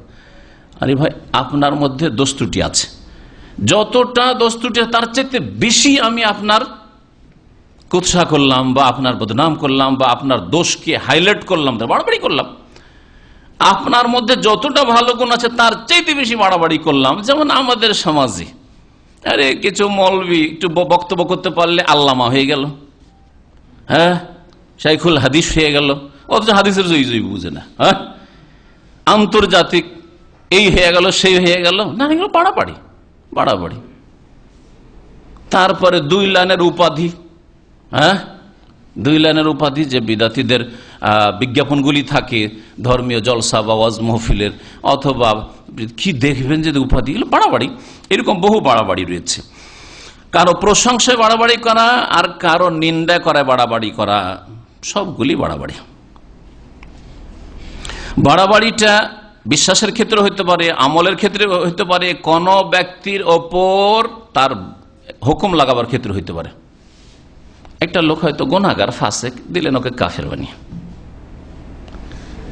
একটা লোক ছোটখাটো বেদাত আছে, কিছু বেদাত আছে, কিন্তু সেই বেদাতগুলি গুনাহগার করে, গুনাহগার অবশ্যই কাবিরা গুনাহ, কিন্তু তাতে মুশরিক হয়ে যায় না, ঢালাহারে মুশরিক বাড়াবাড়ি। সহি আকীদার ভাইয়েরা, হ্যাঁ বাড়াবাড়ি, এগুলো ধরন বাস্তব আমাদের দেশে পাওয়া যাচ্ছে। কোরআনে হাদিসে দলিল চাই, এটা হচ্ছে তাদের সবচেয়ে বড় অপরাধ, যার ফলে কাফের দালাহারে কাফের। বিদাতীদের লক্ষণই হচ্ছে এই কাফের শব্দ ব্যবহার করা, এটা বাড়াবাড়ি। আর আহলে সুন্নাত ওয়াল জামাত সহি আকীদার লোকেরা, আহলুল হাদিস, কোরআন সুন্নাহর অনুসারী যারা, কখনো কোন ব্যক্তিকে নির্দিষ্ট করে কাফের বলে না, কারণ এটা বলাই জায়েজ না। একমাত্র যাকে আল্লাহ পাক কাফের বলেছেন, মুসলিম উম্মতের মুসলিম ফিরকার মধ্যে আছে, ইসলামের গণ্ডি থেকে বেরিয়ে যায়নি, আর তার সাথে আমার দ্বিমত আছে কিছু আকীদায়, কিন্তু হতে পারে যে তার অজ্ঞতা দূর করা হয়নি, সে সহি বিষয়ে জানতে পারেনি, আর ব্যক্তিকে ধরে অমুক ব্যক্তি নামাজ পড়ে না সেজন্য ওই লোকটা কাফের, এটা হচ্ছে নির্দিষ্ট করে কাফের বলা, এটা জায়েজ নয়, হারাম। এটা হচ্ছে বাড়াবাড়ি। হ্যাঁ বলতে পারে বেনামাজি কাফের বলতে পারে, এটা বলতে পারে। যে শিরক করে সে কাফের, আল্লাহ ছাড়া অন্যকে সিজদা করলে কাফের হয়ে যায়, এটা আম কথা, সাধারণ কথা বলা যাবে, সাধারণ ভাবে বলা যাবে। আবার এটা বাড়াবাড়ি নাই। আবার আর এক শ্রেণীর বিদাতপন্থী আছে, এটাকেও বাড়াবাড়ি না, এটা বাড়াবাড়ি না, কারণ আম ভাবে আল্লাহ পাক বলেছেন, হ্যাঁ আল্লাহ বলেননি ইন্নাহু মান ইউশরিক বিল্লাহ, যারা আল্লাহর সাথে শিরক করবে ফাকাদ হারামাল্লাহু আলাইহি জান্নাহ, তার জন্য আল্লাহ পাক কি করেছেন? জান্নাতকে হারাম করেছেন, জাহান্নামে থাকবে, তাই না? কিন্তু যদি কেউ বলে এই লোকটি শিরক করেছে, কবরে সিজদা করেছে, সেই জন্য সে চিরকাল জাহান্নামে থাকবে, হ্যাঁ এটা হারাম, এটা জায়েজ না। খাস আর আমে পার্থক্য বুঝতে পারলেন না?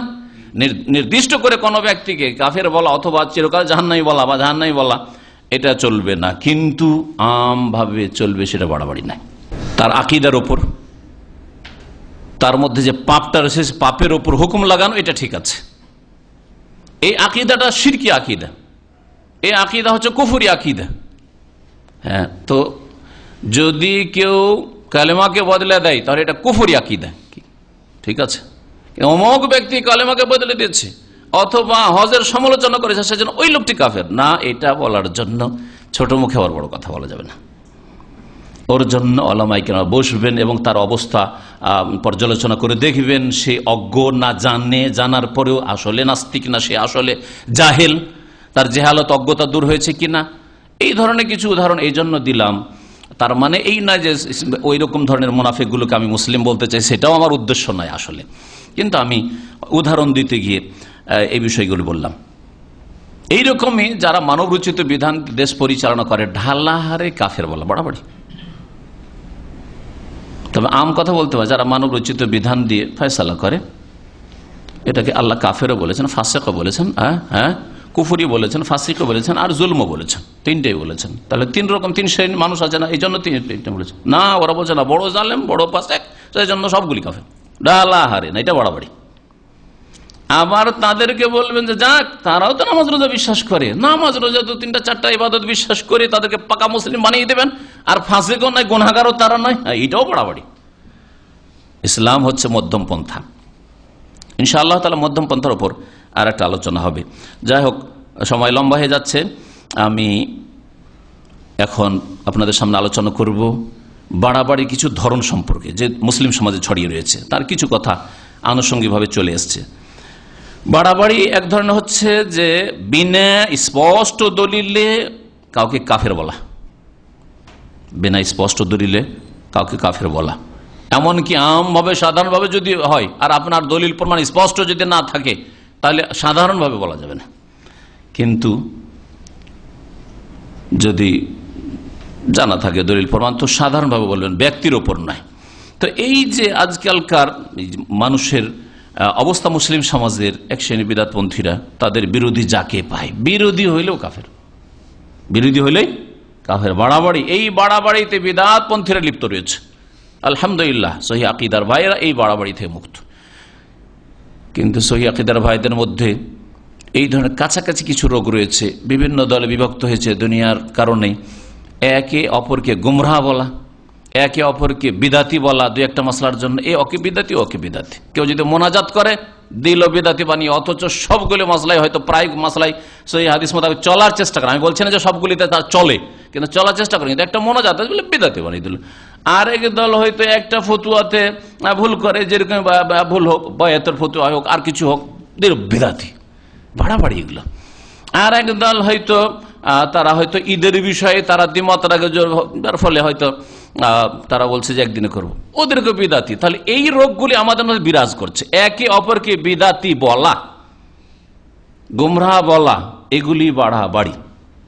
তাদের উলামায়ে কেরামদের যদি ইখতিলাফ থাকে তো ইখতিলাফ তাদের হয়েছে, তাদের যারা অনসারী রয়েছে তাদেরকে বলবো যে তাদের জন্য যদি স্পষ্ট হয়ে যায় যে আমাদের আলেম সাহেব যেটা ফতোয়া দিয়েছেন অথবা দলের নেতা সাহেব ফতোয়া দিয়েছেন সেটা ভুল, তাহলে তার জন্য কখনো সেটা মানা জায়েজ নাই, হারাম।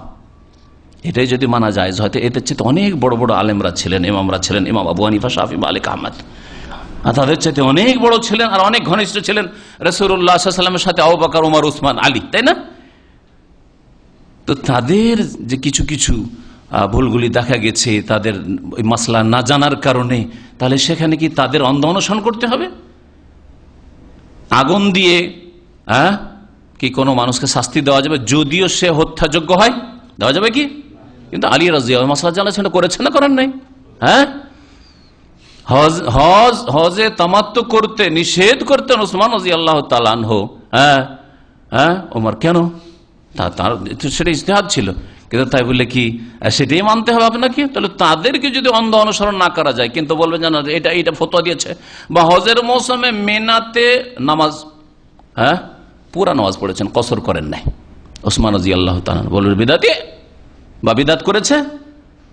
2 খুতবা চালু করেছেন জুমার দিন ওসমান রাদিয়াল্লাহু তাআলা, বিদাতি না বিদাত করেছেন। এইগুলি হচ্ছে বাড়াবাড়ি। এই বাড়াবাড়িগুলি আমাদের মধ্যে কিছু রয়েছে। এই বাড়াবাড়িগুলিতে মুক্ত হওয়ার জন্য আরো বেশি এলমের প্রয়োজন রয়েছে। আর বড়দের মুখ খোলার প্রয়োজন রয়েছে, ছোটরা নাই। আর যাদেরকে বড় মনে করছি তারাও যদি এরকম বিভ্রান্তির শিকার হয়, বাড়াবাড়ি করে, তো তারাও বড় নয়, মনে রাখবেন। যেসব বাড়াবাড়ি আমাদের মুসলিম সমাজে রয়েছে তার মধ্যে একটা হচ্ছে যে মুসলিমদের মসজিদে নামাজ পড়াকে জায়েজ মনে করে না, অথচ তারা বড় শিরকে লিপ্ত নয়, কবর মাজার পূজায় লিপ্ত নয়, তারা কাদিয়ানি নয় যে রসুলকে মানে না, হয়তো তাদের মযহাবের অনুসরণ করে না, কোরআন হাদিসের অনুসরণ করে না, ওদের মসজিদে নামাজ পড়া যাবে না। অথবা কিছু বিদাত রয়েছে কিন্তু সেই বিদাতগুলি কুফর পর্যন্ত পৌঁছায় না, সেগুলি বিদাত পর্যন্ত পৌঁছায়, তাদের মসজিদ না না না ওদের মসজিদে কখনো নামাজ পড়া যাবে না, ঘরেই নামাজ পড়ে। অথবা ইমাম সাহেবের মধ্যে কিছু পাপ রয়েছে সেই জন্য ওর পিছনে নামাজ পড়বেন না, বড় শিরক পর্যন্ত পৌঁছায় না, নামাজ পড়বেন না। এইরকম একটা দল যেমন জামাতুল মুসলিমিন, প্রত্যেককে জিজ্ঞেস করবে, কারো বাড়ি গেলে জিজ্ঞেস করবে যে আপনার রুজি রোজগার কি, ইনকাম সোর্স কি, তারপরে খাবে। এই মুরগিটা কিনেছেন অথবা এই যে খাসির গোস্তটা কিনেছেন, তো এটা হালাল পয়সা দিয়ে না হারাম পয়সা দিয়ে? আবার হালাল পয়সা দিয়ে কিনলেন তো কোথা থেকে, নিজে জবাই করেছেন না অন্য কেউ জবাই করেছে? বলছে অন্য জবাই করেছে। কে বলছে কসাই খানা, তো ও কসাই লোকটি নামাজ পড়ে না পড়ে না? আরে তো বাড়াবাড়ি, বলু না তাকলু ফি দীনিকুম, ধর্মের নামে বাড়াবাড়ি করিও না, ধর্মের নামে বাড়াবাড়ি করিও না। বেনামাজির সাথে আত্মীয়তা করবেন না, এটা বাড়াবাড়ি নয়। শিরকি আকীদা রাখে তার সাথে আত্মীয়তা, মেয়ে দিবেন না, বোন দেবেন না, এটা বাড়াবাড়ি নয়। আবার এগুলোকে অনেক বাড়াবাড়ি করে হতে, এই জন্য বলছি যে আপনার মেজাজের উপরে ছেড়ে দেওয়া হয়নি, আপনার রুচির উপরে ছেড়ে দেওয়া হয়নি। চাকরি ভালো আছে, ইনকাম সোর্স ভালো আছে, যথেষ্ট ইনকাম করে, বা বড় পয়সাওয়ালার ছেলে, সেজন্য শিরকি আকীদা রাখলো, মেয়ে দিয়ে দাও। আর বেনামাজি হইলো, ওই যা দেখার বিষয় নয়, ওর পরে ঠিক হয়ে যাবে। আরে পরে ঠিক হয়ে যাবে তো গরিবকে পয়সা দাও, পরে ঠিক হয়ে যাবে তার অবস্থাটা। ওই ক্ষেত্রে কেন করো না? একটা গরিবকে মেয়ে দিতে গিয়ে বোন দিতে, আরে গরিব কি করে খাওয়াবে? কেন? একটা গুমরাহ যদি পরে ঠিক হওয়ার সম্ভাবনা থাকে, একটা গরিব পরে ধনী হওয়ার সম্ভাবনা নেই? ওর চাইতে বেশি আছে। আল্লাহ তো সূরা নূরে বলছেন, ইয়াকুনু ফুকারা ইউগনিহিমুল্লাহু মিন ফাদলি, যারা বিবাহ করতে চাইছে ছেলেরা, ওরা যদি গরিব অভাবী থাকে, আল্লাহ পাক তার অনুগ্রহে তাদেরকে সচ্ছল করে দেবেন, অভাব মুক্ত করে দেবেন। আল্লাহ তো বলছেন যে বিয়ে করলে মানুষ সচ্ছল হয়, তো কেন গরিবকে মেয়ে দিতে চাও না? কিন্তু আবার শিরকারী বিদাতিকে আর বেনামাজিকে মেয়ে দিতেছ, হ্যাঁ হ্যাঁ আল্লাহ হেদায়েত করে, দোয়া করছি, আর ওকে ইসলামের দাওয়াত দিচ্ছি, হেদায়েত হয়ে যাবে। এভাবে করা যায় না, কখনো না। দুটো জিনিস মনে রাখবে, দুনিয়ার ক্ষেত্রে আমরা আস্থা করতে পারি না আল্লাহর উপর, যে আল্লাহ ভরসা, গরিব হইলো ছেলেটা ভালো, আখলাক চরিত্র ভালো, আর শিক্ষা ভালো, একে মেয়ে দিয়ে দিই, আল্লাহ ভরসা, আল্লাহ পাক রুজিতে বরকত দেবে। এই ক্ষেত্রে আল্লাহর ভরসা করতে পারি না। কিন্তু ওই ক্ষেত্রে আবার বেনামাজি শিরক বিদাত করে, শিরকি আকীদা রাখে, আর সেই ক্ষেত্রে আল্লাহ হেদায়েতের মালিক, আল্লাহ হেদায়েত করে দেবেন। এই ক্ষেত্রে আবার কত তাওয়াক্কুল। কারণ আসল বিষয় হচ্ছে পেটের বিষয়, আপনার মেয়ের পেটটা ভরবে কিনা, ভালো খাওয়াইতে পারবে কিনা জামাই, এটা হলো আসল বিষয়। আর নামাজ পড়বে কি পড়বে না ওইটা মাথার ব্যথা নয়, আর শিরকি আকীদা থেকে তওবা করবে কি করবে না ওইটা আপনার মাথার বিষয় নয়, পেরেশানির বিষয় না আপনার। আল্লাহ পাক রব্বুল আলামিন যেন আমাদের বুঝার তৌফিক দান করেন। বাড়াবাড়ির এই যে বললাম যে নামাজ পড়তে চায় না মুসলিমদের মসজিদে, একজন মক্কা থেকে টেলিফোন করেছে কয়েক বছর আগে, তো মাঝে মাঝে জিজ্ঞেস করে, আর ওর একসঙ্গে তারপরে কয়েকদিন পর টেলিফোন করছে, অমুক আপনার সাথে টেলিফোন করে, হ্যাঁ মাঝে মাঝে জিজ্ঞেস করে, বলছি ও হারামে নামাজ পড়ে না, মক্কায় থাকে হারামে নামাজ পড়ে না, ওকে সহি আকীদা বলেন তো দেখি, মানে রফে দেন আর আমিন জোরে বলা আর সহি নামাজটা পড়া আর ইমামের পেছনে সূরা ফাতিহা পড়া, এতে সহি আকীদা হয়ে গেল, আর আল্লাহ আরশে আজিম আছেন, এই কয়েকটা আকীদা থাকলে সহি আকীদা হয়ে গেল, আর মসজিদুল হারামে নামাজ পড়ে কেন? ও যে এখানে সুন্নতি নামাজ হয় না, তাড়াতাড়ি নামাজ হচ্ছে, সুন্নতি নামাজ হয় না। লা হাওলা ওয়ালা কুওয়াতা ইল্লা বিল্লাহ। বাড়াবাড়ি গোমরাহ। এইরকম শ্রেণীর লোকেরা ধীরে ধীরে খারিজি হয়, আলী রাদিয়াল্লাহু তাআলার বিরুদ্ধে বেরিয়েছে এরা, এদের পূর্বপুরুষরাই। ধর্মের নামে বাড়াবাড়ির আর একটি ধরন হচ্ছে মুসলিমদের বিরুদ্ধে অস্ত্র ধারণ করা, মুসলিমকে খুন করা, যেভাবে হোক না কেন, যাদের কাছে ক্ষমতা আছে তারা জনসাধারণকে খুন করে, আর জনসাধারণ যারা নেতৃত্ব আছে, মারো এদেরকে, মারলেই ঠিক হবে। এটা হচ্ছে বাড়াবাড়ি। এরই অন্তর্ভুক্ত হচ্ছে যে ঠিক আছে সে এমন অপরাধ করেছে যে তার শাস্তি শরীয়তের বিধানে মৃত্যুদণ্ড, কিন্তু তার বাস্তবায়ন করার ক্ষমতা কাকে আল্লাহ দিয়েছেন? সরকারকে দিয়েছেন, প্রশাসনকে, নেতাকে দিয়েছেন, দেশের নেতাকে দিয়েছেন, আর আপনি বলছেন আমি করে দেবো। এটা বাড়াবাড়ি। আমরাই মেরে দেবো এই মুরতাদকে, আমরাই দাজ্জালকে মেরে দেবো, এটা বাড়াবাড়ি। এই বাড়াবাড়ি ইসলাম সমর্থন করে না, এই বাড়াবাড়ি আহলে সুন্নাত ওয়াল জামাত সমর্থন করে, এই বাড়াবাড়ি আহলে হাদিস সমর্থন করে না। সত্যিকার যদি আহলে হাদিস হয়, কোরআন হাদিসের অনুসারী হয়, কখনো সমর্থন করে না। এই বাড়াবাড়ি ইসলামে নেই। আল্লাহ পাক বলছেন, ওমান কুতিলা মাজলুমান ফাকাদ জাআলনা লিওয়ালিহি সুলতানা, কাউকে যদি জুলম করে হত্যা করা হয়, নিহত করা হয়, ফাকাদ জাআলনা লিওয়ালিহি, তার যে অভিভাবক রয়েছে, এখন যদি মার্ডারের কেস হয় তাহলে অভিভাবক একটা হচ্ছে বাড়ির অভিভাবক আছে, আর একটা হচ্ছে সরকার অভিভাবক ওলি। সুলতান, তাকে আমি ক্ষমতা দিয়েছি ফিল কাতলে, এই হত্যার প্রতিশোধ নেওয়ার জন্য। ফাকাদ জাআলনা ওয়ালিহি সুলতানা ফালা ইউসরিফ ফিল কাতল, সুতরাং এই হত্যার শাস্তি বাস্তবায়নের ক্ষেত্রে বাড়াবাড়ি যেন না করে। এখন যারা মানব রচিত বিধানে বিশ্বাসী বলবে যে না, কেসাস হচ্ছে বাড়াবাড়ি, তাহলে কুফরি কথা না? 5 বছর জেল দেবো এটাই ঠিক, হ্যাঁ, আর রিমান্ডে নেবো এটাই ঠিক না? বাড়াবাড়ি, এটাও বাড়াবাড়ি। যেমন কারো নিজের আইন হাতে নিয়ে নিজেই খুন করে দেওয়া সরকারকে বাদ দিয়ে, এটা বাড়াবাড়ি। ঠিক তেমনি আল্লাহর বিধানকে উপেক্ষা করে পিছনে ফেলে দিয়ে না না না, খুনের বদল খুন নাই, জেল টেল দিয়ে আর কিছু শাস্তি দিয়ে তারপরে জামানতে ছেড়ে দেয়, বাড়াবাড়ি। দুটোই বাড়াবাড়ি, বর্জনীয়, দুটোই হারাম। অমুসলিম যদি হয় আর তারা আমাদের বিরুদ্ধে অস্ত্র ধারণ করেনি, আমাদের সাথে শান্তিতে বসবাস করতে চাই, নিজের দেশে অথবা অন্য দেশে, পাশাপাশি প্রতিবেশী অথবা দুনিয়ায় কোথাও, তারা আমাদের সাথে ঠিক ভালোভাবে, ওরাও চায় যে সুখে থাক, আমরাও সুখে থাক, আমাদের ক্ষতি করার জন্য তারা ষড়যন্ত্র করে না, আমাদেরকে মেরে দিতে চায় না, তাহলে তাদের বিরুদ্ধে অস্ত্র ধারণ করা জায়েজ নয়। আর গোলযোগ সৃষ্টি করা দেশে অথবা আল্লাহর জমিনে জায়েজ নয়। এগুলো হচ্ছে বাড়াবাড়ি। বাড়াবাড়ি হচ্ছে কোরআন এবং হাদিসের দলিলের অপব্যাখ্যা করার ক্ষেত্রে বাড়াবাড়ি। আপনি যেই বিশ্বাসটা রাখেন ওইটাকে ঠিক রাখার জন্য কোরআন এবং হাদিসে বিকৃতি ঘটানো, আর এতে লিপ্ত প্রথম যারা শিরক বিদআতপন্থী, নিজের শিরক বিদআতের সমর্থনের জন্য কোরআনের আয়াতের অপব্যাখ্যা অথবা রাসূলের হাদিসের অপব্যাখ্যা। এক বক্তা ওয়াজ করছে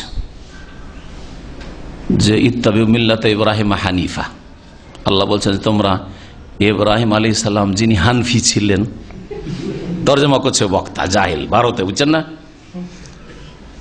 তো তার মিল্লতের তার তরিকার অনুসরণ করো, মানে তোমরা সব হানফি মজাব হও। বুঝছেন কি অপব্যাখ্যা? এরকম বহু অপব্যাখ্যা আছে। ওয়াসআল মান আরসালনা ক্বাবলাক মিন রাসূলিনা, তোমার পূর্বে হে নবী, তোমার পূর্বে যে সব নবীদেরকে পাঠিয়েছে, রাসূলকে পাঠিয়েছে, ওদেরকে জিজ্ঞেস করো, সহি তাফসীর জিজ্ঞেস করো যে আল্লাহ ছাড়া কি আর কোন ইলাহ আছে? তারপর আল্লাহ বলছেন ওয়াহদানিয়তের কথা, তাওহীদের কথা, আর কি বলছে এর অর্থ করে কবর মাজার পূজা সাব্যস্ত করছে। ওয়াসআল, তুমি চাও, যাচ্চা করো, তোমার আগে যে রাসূলদেরকে পাঠিয়েছে ওদের কাছে তুমি চাও যে বাবা গো মদত করো, নূহ আলাইহিস সালাম তুমি মদত করো, ইব্রাহিম তুমি মদত করো। দেখলেন অপব্যাখ্যা? এগুলো বেরলবিরা করে, রেজবিরা করে, কবরপন্থী মাজারপন্থীরা করে, আটরশিরা করে এরা। এগুলি হচ্ছে বিদআতি এবং শিরকপন্থীদের কি অপব্যাখ্যা। তো কোরআন এবং হাদিসের দলিল সম্পর্কে বাড়াবাড়ি করে থাকে, যে যেমন তেমন বাড়াবাড়ি করে। কোথায় রাসূলুল্লাহ সাল্লাল্লাহু আলাইহি ওয়াসাল্লামের বায়াত আসলো আর পীরের বায়াত ওখানে শুরু করে দিল। পীরের বায়াত, রাসূলুল্লাহ জিহাদের বায়াত করেছে, রাসূলুল্লাহ ইসলাম কবুল করছে, কেউ বায়াত করেছেন, আর এই বায়াত শুরু করতে পীর মুরিদের বায়াত শুরু করে দিল। বাড়াবাড়ি না? অপব্যাখ্যাও বাড়াবাড়ি। এইরকম বাড়াবাড়ি হচ্ছে যে নিজের মতকে বলিষ্ঠ করার জন্য বা নিজের মযহাবকে, তরিকাকে শক্তিশালী করার জন্য আয়াতের অপব্যাখ্যা। সবচেয়ে প্রসিদ্ধ কিতাব ভারত উপমহাদেশে কোরআনের পরে হাদিসও ওদের কাছে কোনো ব্যাপার না। এমনকি কোরআনের ক্ষেত্রেও অনেক বিশ্বস্ত সূত্রে আমি শুনেছি যে কোরআনে কারিমে যদি কোথাও রাখা হতো তার উপরে রাখবে তারা। ওই কিতাবে আছে ইনফিরু খিফাফা ওয়া সিকালা, কোরআনের আয়াতের তাফসীর করছে। ইনফিরু, আল্লাহ বলছেন যে জিহাদে, তবুক যুদ্ধের ক্ষেত্রে নাযিল হয়েছে, জিহাদে তোমরা বেরিয়ে যাও, ইন খিফাফান, যদি কিছু না থাকে হালকাও থাকো, খালি হাতে হোক, শূন্য হাতে, তাও বেরিয়ে যাও। ওয়া সিকালান, আর যদি কিছু থাকে মাল সামান, তা নিয়ে, খেজুর আছে খেজুর নিয়ে বেরিয়ে যাও, কিছু খাবার আছে খাবার নিয়ে বেরিয়ে যাও, না থাকে খালি হাতে বেরিয়ে যাও। আর এই ইনফিরু তাফসীর করছে যে চিল্লাই বেরিয়ে যাও, 40 দিনে 3 মাসে বেরিয়ে যাও, নাহলে 3 দিনে বেরিয়ে যাও। হ্যাঁ, এগুলো হচ্ছে বাড়াবাড়ি। এইরকম অপব্যাখ্যা এবং কোরআন এবং হাদিসে এই অর্থই আসলে নেই, সে অর্থ বের করার চেষ্টা করা, এগুলি হচ্ছে গোলু বিভিন্ন ধরনের বাড়াবাড়ি। এইরকমই হারামকে হালাল মনে করা, হালালকে হারাম মনে করা, এগুলি হচ্ছে বাড়াবাড়ি। যদি আল্লাহ পাক কোথাও ছাড় দেন তারপরে ছাড় নেবেন না, সফরে গেছেন, আল্লাহ বলছেন যে সফরে যদি কষ্ট হয় রোজা রাখিও না, অন্য দিনে রোজা রাখে। বলছেন না না, রমজান মাস, এই রোজা আমি ছাড়বো না, কষ্ট হচ্ছে তার রোজা ছাড়বেন না। ওইদিকে উমরা করতে গিয়ে, তওয়াফ করতে গিয়ে, সাই করতে গিয়ে অবস্থা খারাপ, আর বলছেন রোজা ছাড়বো না, রোজা ছেড়ে উমরা করবো, এই কেমন কথা হইল? আল্লাহ ছাড় দেবো, ছাড় দেবো না, এগুলো বাড়াবাড়ি। বাড়াবাড়ি, ব্যক্তি সম্পর্কে বাড়াবাড়ি রয়েছে, ব্যক্তি পূজা, এর মাধ্যমে ব্যক্তি পূজা সৃষ্টি হয়েছে।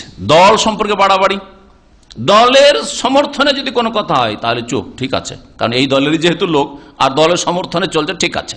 আর দলের বিরুদ্ধে যদি চলে যায়, হ্যাঁ, তাহলে হক কথা হইলেও কবুল করবে না। বাড়াবাড়ি, এগুলো বাড়াবাড়ি। এইরকমই শত্রুতার ক্ষেত্রে যারা বিরোধিতা করছেন, হয়তো কোন ব্যক্তির সাথে শত্রুতা আছে, এই জন্য ভালোটাও খারাপ লাগে দেখতে। কোন দলের সাথে বিদ্বেষ আছে, শত্রুতা আছে, একমত হইতে পারে না, যার ফলে ওরা যদি ভালো করে তারপরে বিরোধিতা করছেন। বাড়াবাড়ি, দুই দিকেই বাড়াবাড়ি। কিন্তু শত্রুতাও বাড়াবাড়ি যেন না থাকে, আর মিত্রতাই, হ্যাঁ, আর তরফদারি করাই, পক্ষ নেওয়া যেন বাড়াবাড়ি না থাকে। এইরকম বাড়াবাড়ি হচ্ছে মজহাবের অন্ধ অনুসরণের ক্ষেত্রে। মজহাব মানা ফরজ করে দিলেন, আল্লাহ ফরজ করে দিয়ে, যা ফরজ করার ফরজ অজব করে দিয়ে, আলিয়াউমা আকমালতু লাকুম দীনাকুম ওয়া আতমামতু আলাইকুম নি'মাতি ওয়া রাদিতু লাকুমুল ইসলাম দীনা, আল্লাহ করেই দিলেন। আর তার 300-350 বছর পর 4th শতাব্দীতে মজহাব শুরু করলো মানুষরা, সাহাবায়ে কেরাম নাই, তাবেঈন নাই, তাবা তাবেঈন না, বলছে 4 মজহাবের একটা মানা ফরজ, একটা মানা ফরজ। তো ওদেরকে বলেন তো যে ঠিক আছে ভাই, বাংলাদেশে যখন বলছে যে 4টার একটা মানা ফরজ, তো আমি হানফি থাকবো না, আজকে হাম্বেলি থাকবো, তারপর গ্রামে টিকতে দেবে আপনাকে? আমি হাম্বেলি তরিকে নামাজ পড়ছি, আমি শাফি তরিকেই থাকবো, তোমরা বলছো 4টাই টিকতে, একটা আমি মানি, অন্যটা মানি। তোমরা যেটা মানছো সারাদিন সারা জীবনটা মানলাম, আর বাপদাদা থেকে এতদিন ওইটাই মেনে এলাম, আমাকে একটা নতুন মানতে ভালো লাগছে, টিকতে দেবে সমাজে? তাহলে বাড়াবাড়ি না? বাড়াবাড়ি। আল্লাহ পাক ফরজ করেননি, আপনি ফরজ করার কি এখতিয়ার রাখেন? আপনার মুরব্বীরা এই অধিকার কোথায় পেল ফরজ করার? আল্লাহ যা ফরজ করেছেন তাই ফরজ, আল্লাহ পাকের রাসূল যা ফরজ করেছেন তাই ফরজ, তারপরে কোনো কিছু ফরজ হইতে পারে না। হ্যাঁ, কোরআন এবং হাদিস মানা ফরজ। 4 জন আইম্মা শুধু না, সমস্ত আইম্মায়ে কেরাম যারা হক, সমস্ত আইম্মা কেরাম, তাদেরকে শ্রদ্ধা করা ফরজ। শ্রদ্ধা করা মানে অন্ধ অনুসরণ করা না, শ্রদ্ধা করা ফরজ। কিন্তু তাদের যে উদ্দেশ্য ছিল দিন ইসলামের খেদমত করা, আমিও দিন ইসলামের খেদমত করব যতটুকু আমাকে তৌফিক দিয়েছেন। আর যদি আমার সামনে স্পষ্ট হয়ে যায় যে রাসূলুল্লাহ সাল্লাল্লাহু আলাইহি ওয়াসাল্লামের সুন্নতটা হানাফি মযহাবে এখানে নেই, ওইটা শাফি মযহাবে আছে, ওইটা মালিকি হাম্বলি মযহাব, ওইটাই গ্রহণ করব, কারণ তাদের উদ্দেশ্য সেটাই ছিল। আমার জন্য যদি স্পষ্ট, জন্মসূত্রে আমি হাম্বলি, কিন্তু আমার জন্য যদি স্পষ্ট হয়ে যায় যে এই মাসলায় ইমাম আবু হানিফার ফতোয়াটাই মজবুত, তাহলে সেটা মানা আমার জন্য ফরজ। আল্লাহ কোরআন এবং হাদিস মানা ফরজ করেছেন, এটা হচ্ছে মধ্যম পন্থা। আর বাড়াবাড়ি হচ্ছে তাকলিদ করা, অন্ধ অনুসরণ করা, আর তার পক্ষ নেওয়া, আর মজহাবি গোড়ামি, অন্ধত্ব। আমাদের বিপরীত নামাজ পড়লে মসজিদে স্থান নেই, এই যে বাড়াবাড়ি। সৌদি আরবে যে কোনো মসজিদে নামাজ পড়েন, সারা জীবন যদি রফেদান না করেন, কেউ কোনো কিছু আপত্তি করবে?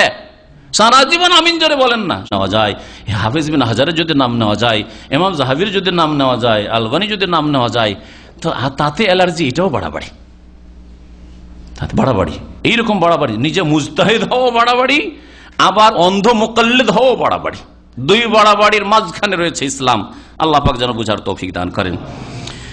বাড়াবাড়ি আকীদার ক্ষেত্রে রয়েছে, যেমন গোমরাহ ফিরকাগুলি বাড়াবাড়ি করে পথভ্রষ্ট হয়েছে, শিরক বিদআতে লিপ্ত হয়েছে। বাড়াবাড়ি রয়েছে আমলের ক্ষেত্রে, আমলের ক্ষেত্রে বাড়াবাড়ি রয়েছে। আর এইরকম বিভিন্ন ক্ষেত্রে আমলের একটি যদি উদাহরণ দিই তাহলে অনেক সময় লেগে যাবে। নবী করিম সাল্লাল্লাহু আলাইহি ওয়াসাল্লাম একটা হাদিস শোনায়, ওই 3 জন লোক যে এসেছিল নবী সাল্লাল্লাহু আলাইহি ওয়াসাল্লামের বাড়ির কাছে, আর আসার পরে পর্দার আড়াল থেকে জিজ্ঞেস করে নবী সাল্লাল্লাহু আলাইহি ওয়াসাল্লামের ইবাদত কেমন, তাই না? আর তারপরে শোনার পরে বলছে কান্নাহুম তাকাল্লুহা, অনেক কম, রাত্রে কয়েক ঘন্টা নবী সাল্লাল্লাহু আলাইহি ওয়াসাল্লাম তাহাজ্জুদ পড়েন, আবার ঘুমান। আরে রাত্রে আবার ঘুমান, এসা পরে ঘুমান, আবার ফজর আগখানে একটু ঘুমিয়ে যান, কেমন কথা হইলো? না না, আমাদের অনেক বেশি করতে হবে। নবী সাল্লাল্লাহু আলাইহি ওয়াসাল্লাম মাঝে মধ্যে নফল রোজা রাখেন, সোমবার বৃহস্পতিবার মাঝে মাঝে আবার ইফতার করেন, দিনে পানাহার করেন। না, অল্প হইল, তাই না? নবী সাল্লাল্লাহু আলাইহি ওয়াসাল্লাম 9টা বিবাহ করেছেন। হ্যাঁ, না আমরা বিয়ে করবো না। 3 জন 3 রকম বলেছিল, তাই না? একজন বললো সারা জীবন বিয়েই করবো না, ওয়ালা তাযাওয়াজুন নিসা, জীবনে বিয়ে করবো না। আরেকজন কি বললো? ওসাল্লিল লাইলা আবাদা, সারা রাত ধরে আমি নামাজ পড়বো, নফল পড়বো, তাহাজ্জুদ পড়বো। আর বলছে আসুমুন নাহার ওয়ালা উফতির আবাদা, সারা জীবন রোজা রাখবো আর কখনো দিনে পানাহার করবো না। নবী সাল্লাল্লাহু আলাইহি ওয়াসাল্লাম কি বলেছেন তাদেরকে? তোমরা এই কথা বললে, আনতুমাল্লাযী কুলতুম হাকাযা। বলছি বলা ইয়া রাসূলুল্লাহ, আমরা গুনাহগার, আমরা আপনার উম্মতের লোক, সাধারণ মানুষ, আমাদের আরো বেশি আমলের প্রয়োজন রয়েছে। তাহলে রসুলের আদর্শের চাইতে আগে বাড়বে ওরা, বাড়াবাড়ি। নবী সাল্লাল্লাহু আলাইহি ওয়াসাল্লাম বলছেন মান রাগিবা আন সুন্নতি ফালাইসা মিন্নি, যে আমার আদর্শ থেকে বিমুখ হবে সে আমার দলভুক্ত না, আমার দলের লোক না। বাড়াবাড়ি যারা করে ধর্মের নামে, তাহলে তারা রাসূলুল্লাহ সাল্লাল্লাহু আলাইহি ওয়াসাল্লামের দলের লোক নয়। শুনে রাখেন, বাড়াবাড়ি হকের ক্ষেত্রে বাড়াবাড়ি রয়েছে, আদান প্রদানের ক্ষেত্রে বাড়াবাড়ি রয়েছে, হক আদায় করতে গিয়ে বাড়াবাড়ি রয়েছে। একদল বাড়াবাড়ি কর হক আদায় করতে গিয়ে বিয়ে করার পরে স্ত্রী ছাড়া কিছু বুঝে না, ওর হোম মিনিস্টার ছাড়া ও কিছুই বুঝে না, ওই স্ত্রী যা বলবে তাই, বাড়াবাড়ি, এক বাড়াবাড়ি। আর আরেক দল রয়েছে বাপ মাকে এত গুরুত্ব দেয়, এত গুরুত্ব যে ওর স্ত্রীর হকই নাই। স্ত্রী বলছে আমার একটা ব্লাউজ লাগবে, আরে আমার একটা আরো কিছু লাগবে, একটা শাড়ি লাগবে, বলছে আমার বাপকে বলো। শুনেছেন এগুলো আমাদের দেশে? না শোনেন নাই? আরে এত পুরুষের তোমার উপর আল্লাহ ভরণ পোষণ ফরজ করলে, বলছে আমার অসুস্থ, আমার চিকিৎসা লাগে, বলছে যে আব্বাকে বলো, ওকে সব টাকা পাঠিয়ে দিচ্ছে, আব্বাকে বলো তোমাকে টাকা দেবে। ওর শ্বশুরের উপর ফরজ না স্বামীর উপর ফরজ চিকিৎসা দেওয়া? বাড়াবাড়ি তো এদিকে। আবার বাপ মায়ের পক্ষ থেকে বাড়াবাড়ি, ছেলে কত টাকা ইনকাম করছে সব টাকা আমার কাছে পাঠাইতে হবে, সব টাকা, আমি জানি না কেমন করে খরচ করে, সমস্ত টাকা আমার কাছে পাঠাইতে হবে। তোমার স্ত্রীকে লাগবে আমি দেবো, তোমার ছেলে মেয়ে লাগবে আমি দেবো। আর শেষখানে দেখা যায় বড় জালিম সেজে যায়। বড় ছেলে তো নিল, মেজো ছেলে নিল, দুটো তিনটা উপরের গুলো নিল, আর নিচের গুলো এক পয়সাও নিতে পারলো না। নিচে ছোট যে ছেলে মেয়ে ছেলেরা ছিল তাদের একটা পয়সা হাসিল করতে পারলো না। বিয়ে করার আগেই সে পৃথক, যাই যখন ইনকাম শুরু হলে 1 মাসেরও বেতন ওই ছোট ছেলে দেয়নি, পরে যারা এসছে তারা। হয় নাকি এরকমটা? তাহলে হকের ক্ষেত্রে, আদান প্রদানের ক্ষেত্রেও বাড়াবাড়ি রয়েছে, ছেলেদের পক্ষ থেকেও বাড়াবাড়ি রয়েছে, কেউ এদিকে ঝুঁকে যায়, কেউ এদিকে ঝুঁকে যায়, আর বাপ মায়ের পক্ষ থেকেও বাড়াবাড়ি রয়েছে। সময় যথেষ্ট হয়ে গেছে, সেজন্য বাড়াবাড়ি সম্পর্কে আরো বেশ কিছু আলোচনা আছে। বাড়াবাড়ির কারণ কি আর বাড়াবাড়ির কুপরিণতি কি, এই দুটো বিষয় আমার সামনে রয়েছে, কিন্তু আজকে সময় শেষ হয়ে যাওয়ায় এখানে আলোচনা শেষ করছি।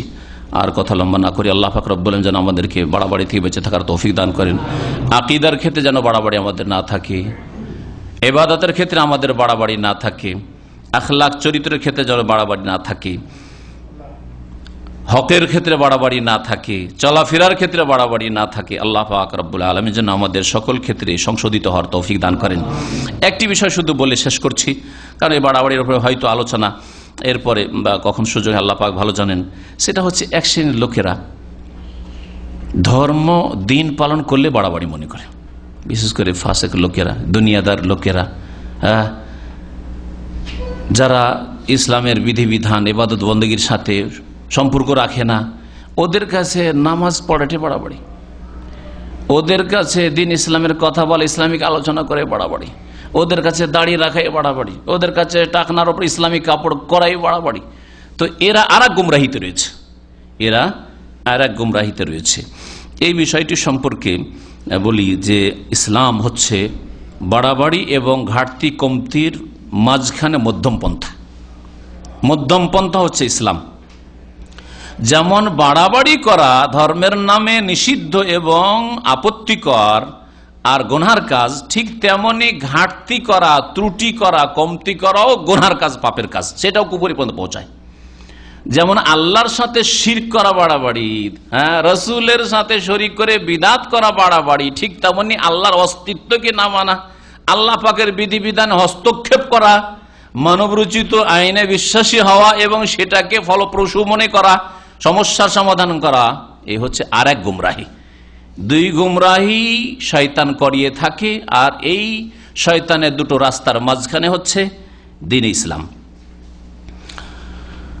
ইসলামে যেমন বাড়াবাড়ি নিন্দা করা হয়েছে, তেমনও ঘাটতি আর ত্রুটি আর ফরজ অজেবে, ঘাটতি আর হারামে লিপ্ত থাকা, আর সুদ খাওয়া, ঘুষ খাওয়া, আর হারাম উপার্জন, এসব থেকেও সতর্ক করা হয়েছে। যারা দ্বীন ইসলামের সত্যিকার দ্বীন ইসলাম পালনকে বাড়াবাড়ি মনে করে, তারা কিছু দু একটা হাদিস মনে রেখেছে, দু একটা আয়াত মনে রেখেছে। আর দিন ইউসুর, দিন সহজ। দিন সহজ মানে ও সহজ করে নিব, ওর কাছে 3 ওয়াক্ত পড়তে পারছো, 3 ওয়াক্ত পড়বে। জুমা শুধু পড়া, মুসলমান জুমা পড়তে পারে, ওইটি হচ্ছে সহজ তার জন্য। হ্যাঁ, এই সপ্তাহে একটা জুমা পড়ে আর বছর 2টো ঈদ পড়ে আর মনে করে যে আমি পাক্কা মুসলিম। আর পয়সা আছে যথেষ্ট, নামাজ পড়ে না, পয়সা যথেষ্ট, প্রতি বছর হজে আসে। এবার দেখলাম যে বড় বড় পুঁজিপতিরা আর বড় নেতৃস্থানীয় ব্যক্তিরা প্রতি বছর হজে আসে, নামাজের খোঁজ খবরই নেই। এসে 10 তারিখের পরে যে 11 তারিখের রাতটা মেনায় থাকা ওয়াজিব, এলোই না, 12তে এলো না, এলোই না। লা হাওলা ওয়ালা কুওয়াতা ইল্লা বিল্লাহ। আবার এই কিসের হজ? খেলতামাশা, খেলা করতে এসছে এরা। এইরকম হজ আল্লাহ চান না। জি, এদেরকে যদি বলেন যে নবী সাল্লাল্লাহু আলাইহি ওয়াসাল্লাম বলেছেন খুযু আন্নী মানাসিকাকুম, আমার তরিকায় তোমরা হজ করো, আমার কাছ থেকে হজের বিধিবিধান হচ্ছে, এটাও বাড়াবাড়ি। যদি বলেন যে রাসূলের তরিকায় হজ করতে হবে, তো বাড়াবাড়ি। মানে ওকে যেটা সুবিধা লাগে, ও 5 স্টার হোটেলে ঘুমিয়ে ঘুমিয়ে হজ করতে খুব মজা লাগে, আর আসবে না, মেনে আসবে না, যা এসেছে আরাফার দিন এসছে, ব্যাস। তো এইরকম শ্রেণীর লোকেরা বড় গুমরাহ। ওরা মনে করে কি যে দিনকে যদি মজবুত করে কেউ ধরে তাহলে সে বাড়াবাড়ি করলো, মৌলবাদ এটা। আর এগুলো হচ্ছে কি, এরা হচ্ছে কট্টরপন্থী, এরা হচ্ছে চরমপন্থী ইত্যাদি এসব নাম তাদের পূর্বপুরুষরা আবিষ্কার করে দিয়েছে, ইহুদি খ্রিস্টান আবিষ্কার করে দিয়েছে। মৌলবাদী, কট্টরপন্থী, চরমপন্থী, হ্যাঁ, আরো কি এই নামগুলি আর কি। নামাজ পড়ার কথা যদি বলা হয়, তার ওইটা তার ব্যক্তি বিষয়, তার ব্যক্তি জীবনের বিষয়, আপনি কেন তাকে বলতে যাবেন? হ্যাঁ, নাহলে বাড়াবাড়ি হয়ে যাবে। তারপরে যদি তাদেরকে বলেন যে ইসলামী শাসন ব্যবস্থা কায়েম করো, বাড়াবাড়ি একটু। আর ইসলামী শাসন, আল্লাহ পাক তোমাদেরকে খেলাফত দিয়েছেন, তোমাদেরকে নেতৃত্ব দিয়েছে, ইসলাম আইনের বাস্তবায়ন করো, এতে বাড়াবাড়ি আবার কিসের আছে? বাড়াবাড়ি এটা যদি তোমাদের ক্ষয়ক্ষতি করার চেষ্টা করা হইতো, তোমাদের বিরুদ্ধে ষড়যন্ত্র হইতো, তাহলে বাড়াবাড়ি হইতো। কিন্তু যদি আল্লাহর হস্তে আল্লাহ পাক রব্বুল আলামিন এত বড় নিয়ামত খেলাফত দিয়েছেন, নেতৃত্ব দিয়েছেন, ক্ষমতা দিয়েছেন, সুতরাং আল্লাহ পাকের কাছে জবাবদেহি করতে হবে, তো এটা বাড়াবাড়ি নাই।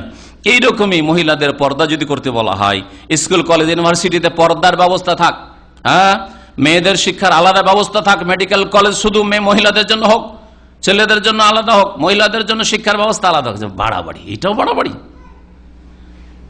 শয়তান এদের জন্য পাপের কাজগুলিকে আর ইসলাম ছাড়া মানব রচিত বিধানকে এমন করে সাজিয়ে সাজিয়ে পেশ করেছে যে দিন ইসলামের কথা বললেই তা বাড়াবাড়ি বলে।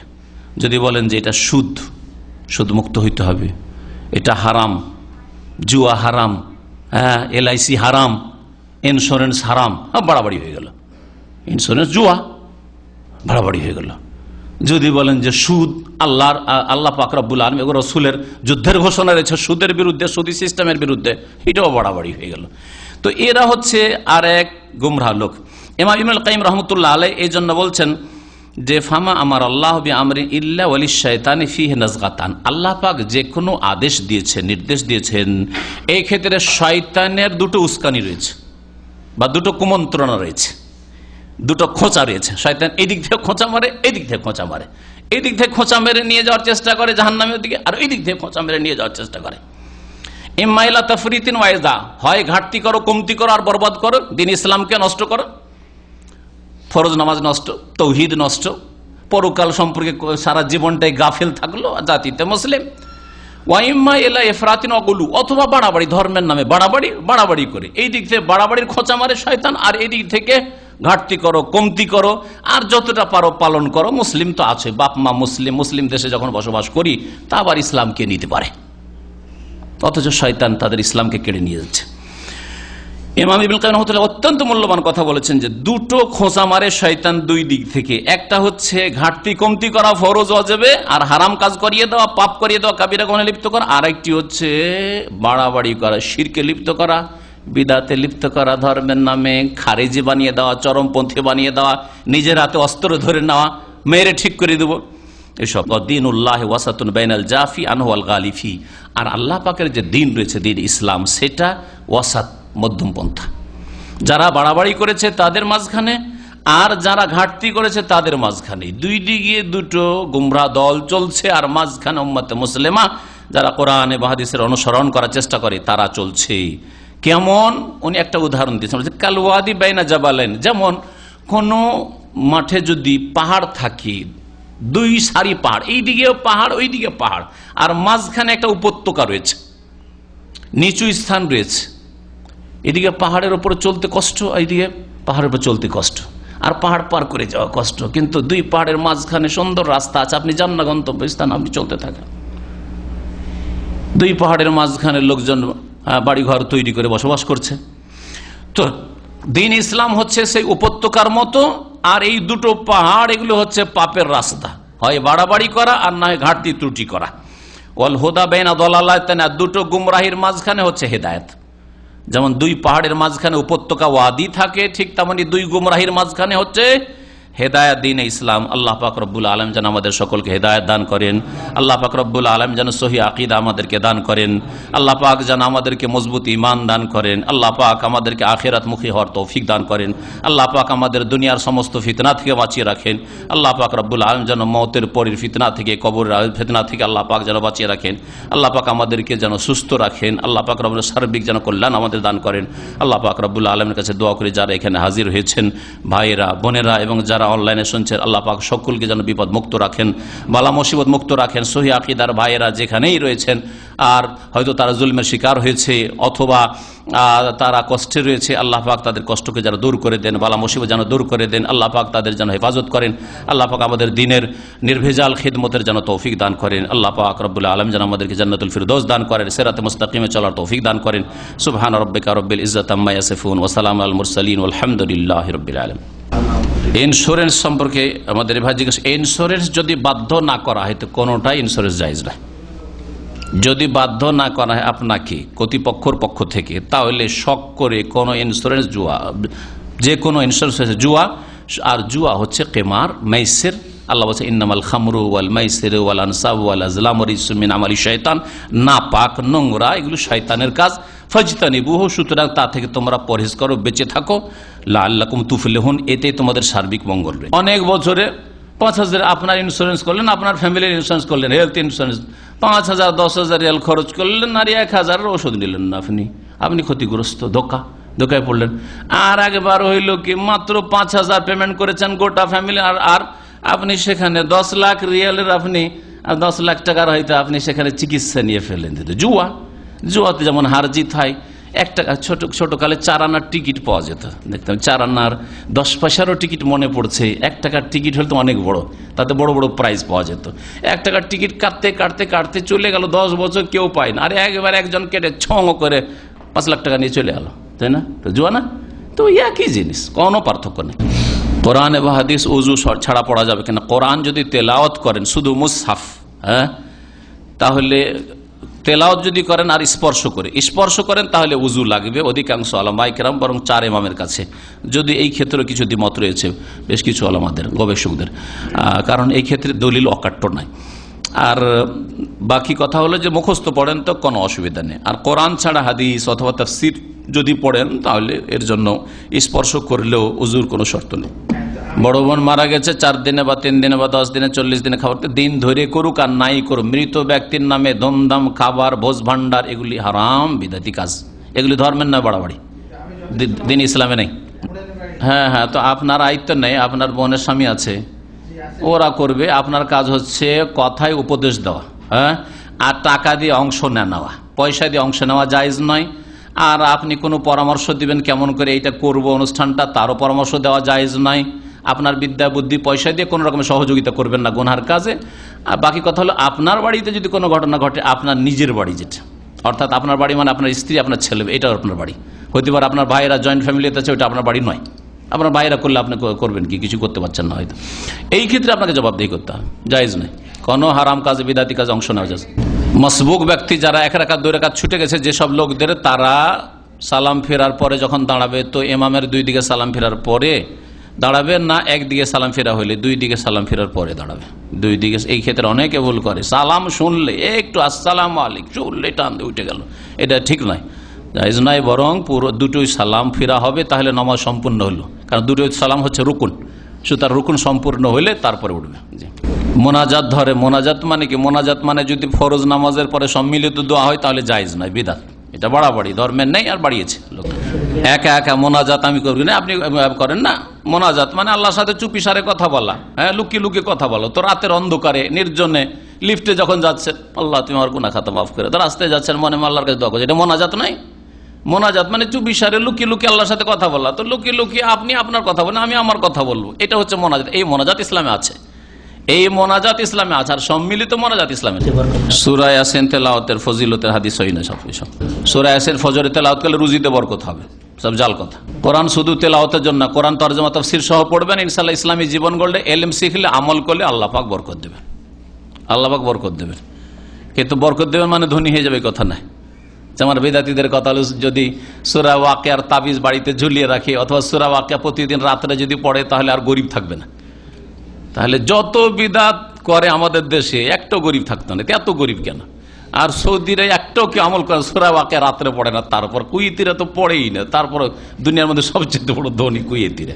কেউ যদি বলে বা মনে করে যে দাড়ির কারণে চাকরি হচ্ছে না, তাহলে তার ঈমানের ত্রুটি। আল্লাহ পাক তার রিজিক এখনো জুটায়নি, সেই জন্য চাকরি হচ্ছে না। তার তাকদীর মানে আল্লাহ পাক তার জন্য সুপরিমিত করেছেন, নির্ণয় করেছেন, নির্ধারণ করেছেন, এখনো নির্ধারিত হয়নি। জি হ্যাঁ, কিন্তু এই জাহেল মূর্খ সেজন বলছে দাড়ির জন্য চাকরি হচ্ছে না। মজার কথা সাহেব মনে পড়লো, এক ইঞ্জিনিয়ার আমাদের পরিচিত ছিল, দাড়ি রেখে বেশ কিছুদিন চাকরির জন্য ঘুরলো কিন্তু চাকরি হয়নি। যেখানে যাই দাড়ির জন্য চাকরি হয় না। তারপরে দাড়ি কেটে নিল, দাড়ি মুন্ডে নেওয়ার পরে তারপরে চাকরি হয় না। তার ওর শ্বশুরের একটা টেকনিক্যাল কলেজ, প্রাইভেট আইটি ছিল, টেকনিক্যাল কলেজ ছিল, ওখানে রাখলো। তখন সবাই এলাকার লোক তাকে ঠাট্টা করার মজাক করা শুরু করলো যে এখন যে দাড়িটা কেটেছে তখন তোমার শ্বশুরের আইটিতে চাকরিটা হয়েছে। শ্বশুর দেখলো যে আর তো রুজি রোজগার পায় না, আর মেয়ে কি খাবে, তখন নিজেই চাকরি দিয়ে দিল। বেশ কয়েক বছর থাকলো। তো এইরকম অবস্থা। তো এগুলো ইমানের আসলে কমজোরি, কিচ্ছু না। আল্লাহ পরীক্ষা করছেন, দেখি এ কি করে দাড়ি নিয়ে, দেখি এর কতটা দাড়ির ওপর বিশ্বাস আছে, রসুলের আদর্শের ওপর বিশ্বাস আছে। জি, আমাকে তো খুব আফসোস লাগে যে দাড়ির ক্ষেত্রে তো শিখের আমাদের চাইতে ভালো, অন্য ক্ষেত্রে না। কারণ দাড়ি মরে গেলেও দাড়ি কাটবে না। তো দাড়ির ক্ষেত্রে আমি মনে করি যে মুসলিম যেতে ভালো। মুসলিম এতটুকু শিখলো না। আর যে কোনো জাতির ভালো জিনিসটা শিখতে হয়। ওরা যদি বাতিল ধর্মের উপরে থেকে দাড়িতে এত কট্টর হইতে পারে, তো আমরা হকের ওপর থেকে কেন দাড়ি রাখা এত মজবুত হইতে পারবো না? আর এই জন্য আমরা চাকরিতে গেলে দাড়ি মুন্ডে আসো, শিখকে কখনো বলবে না। শিখকে ভারতের আর্মিতে যাচ্ছে, সেনাবাহিনীতে, যে কোনো সেনাবাহিনীতে যাক না কেন, কখনো বলবে তো দাড়ি মুন্ডে এসো, তারপরে তোমাকে সেনাবাহিনীতে নেবো। কিন্তু মুসলিম গেলে বলতে দাড়ি মুন্ডে এসো কেন? যে তোমাদের বাপদাদারা রাখে না, তো রাখলে ঠিকই রাখতে দিতাম। তো দোষ আসলে সরকারের না, কথা বুঝতে পারছেন? দোষ হচ্ছে আমাদের মুসলিমদের। আমরা কেন রাখি না? আমাদের শতকরা 99টাই রাখে না, অথবা 1999টাই রাখে না। তখন বলছে কেন রাখবে? যদি দাড়ি রাখে এত জরুরি জিনিস হইতো, তাহলে শিখদের মতো তোমাদের মুসলিমরা সকলে রাখত। তো রাখছো না, সেই জন্য রাখতে দিচ্ছি না। আসল ক্ষতিটা আমরা করছি ইসলামের, আসল ক্ষতি আমরা ইসলামের করছি। কিন্তু আল্লাহ পাক হেদায়েত করে মুসলিমদের। ইসলামিক রাজনীতি গণতন্ত্র তো নাই, গণতন্ত্র ইসলাম সমর্থনই করে না। গণতন্ত্র ছাড়া ইসলামের রাজনীতি মানে দেশ চালাবার নীতি, রাষ্ট্র চালাবার নীতি। তো রাষ্ট্র চালাবার নীতি আবু বকর চালান নাই, ওমর চালাননি, ওসমান চালাননি, আলী চালাননি, রাসূলুল্লাহ পরিচালনা করেন নাই। তো রাজনীতি ইসলামে আছে, কিন্তু ওই রাজনীতি আছে যেই রাজনীতির উপর রাসূলুল্লাহ সাহাবায়ে কেরামদেরকে ছেড়ে গেছেন, ওইটা আছে। সাল্লাল্লাহু আলা নবিয়িনা মুহাম্মদ ওয়া আলা আলিহি ওয়া সাহবিহি আজমাইন। সুবহানাকাল্লাহুম্মা ওয়া বিহামদিকা আশহাদু আল্লা ইলাহা ইল্লা আনতা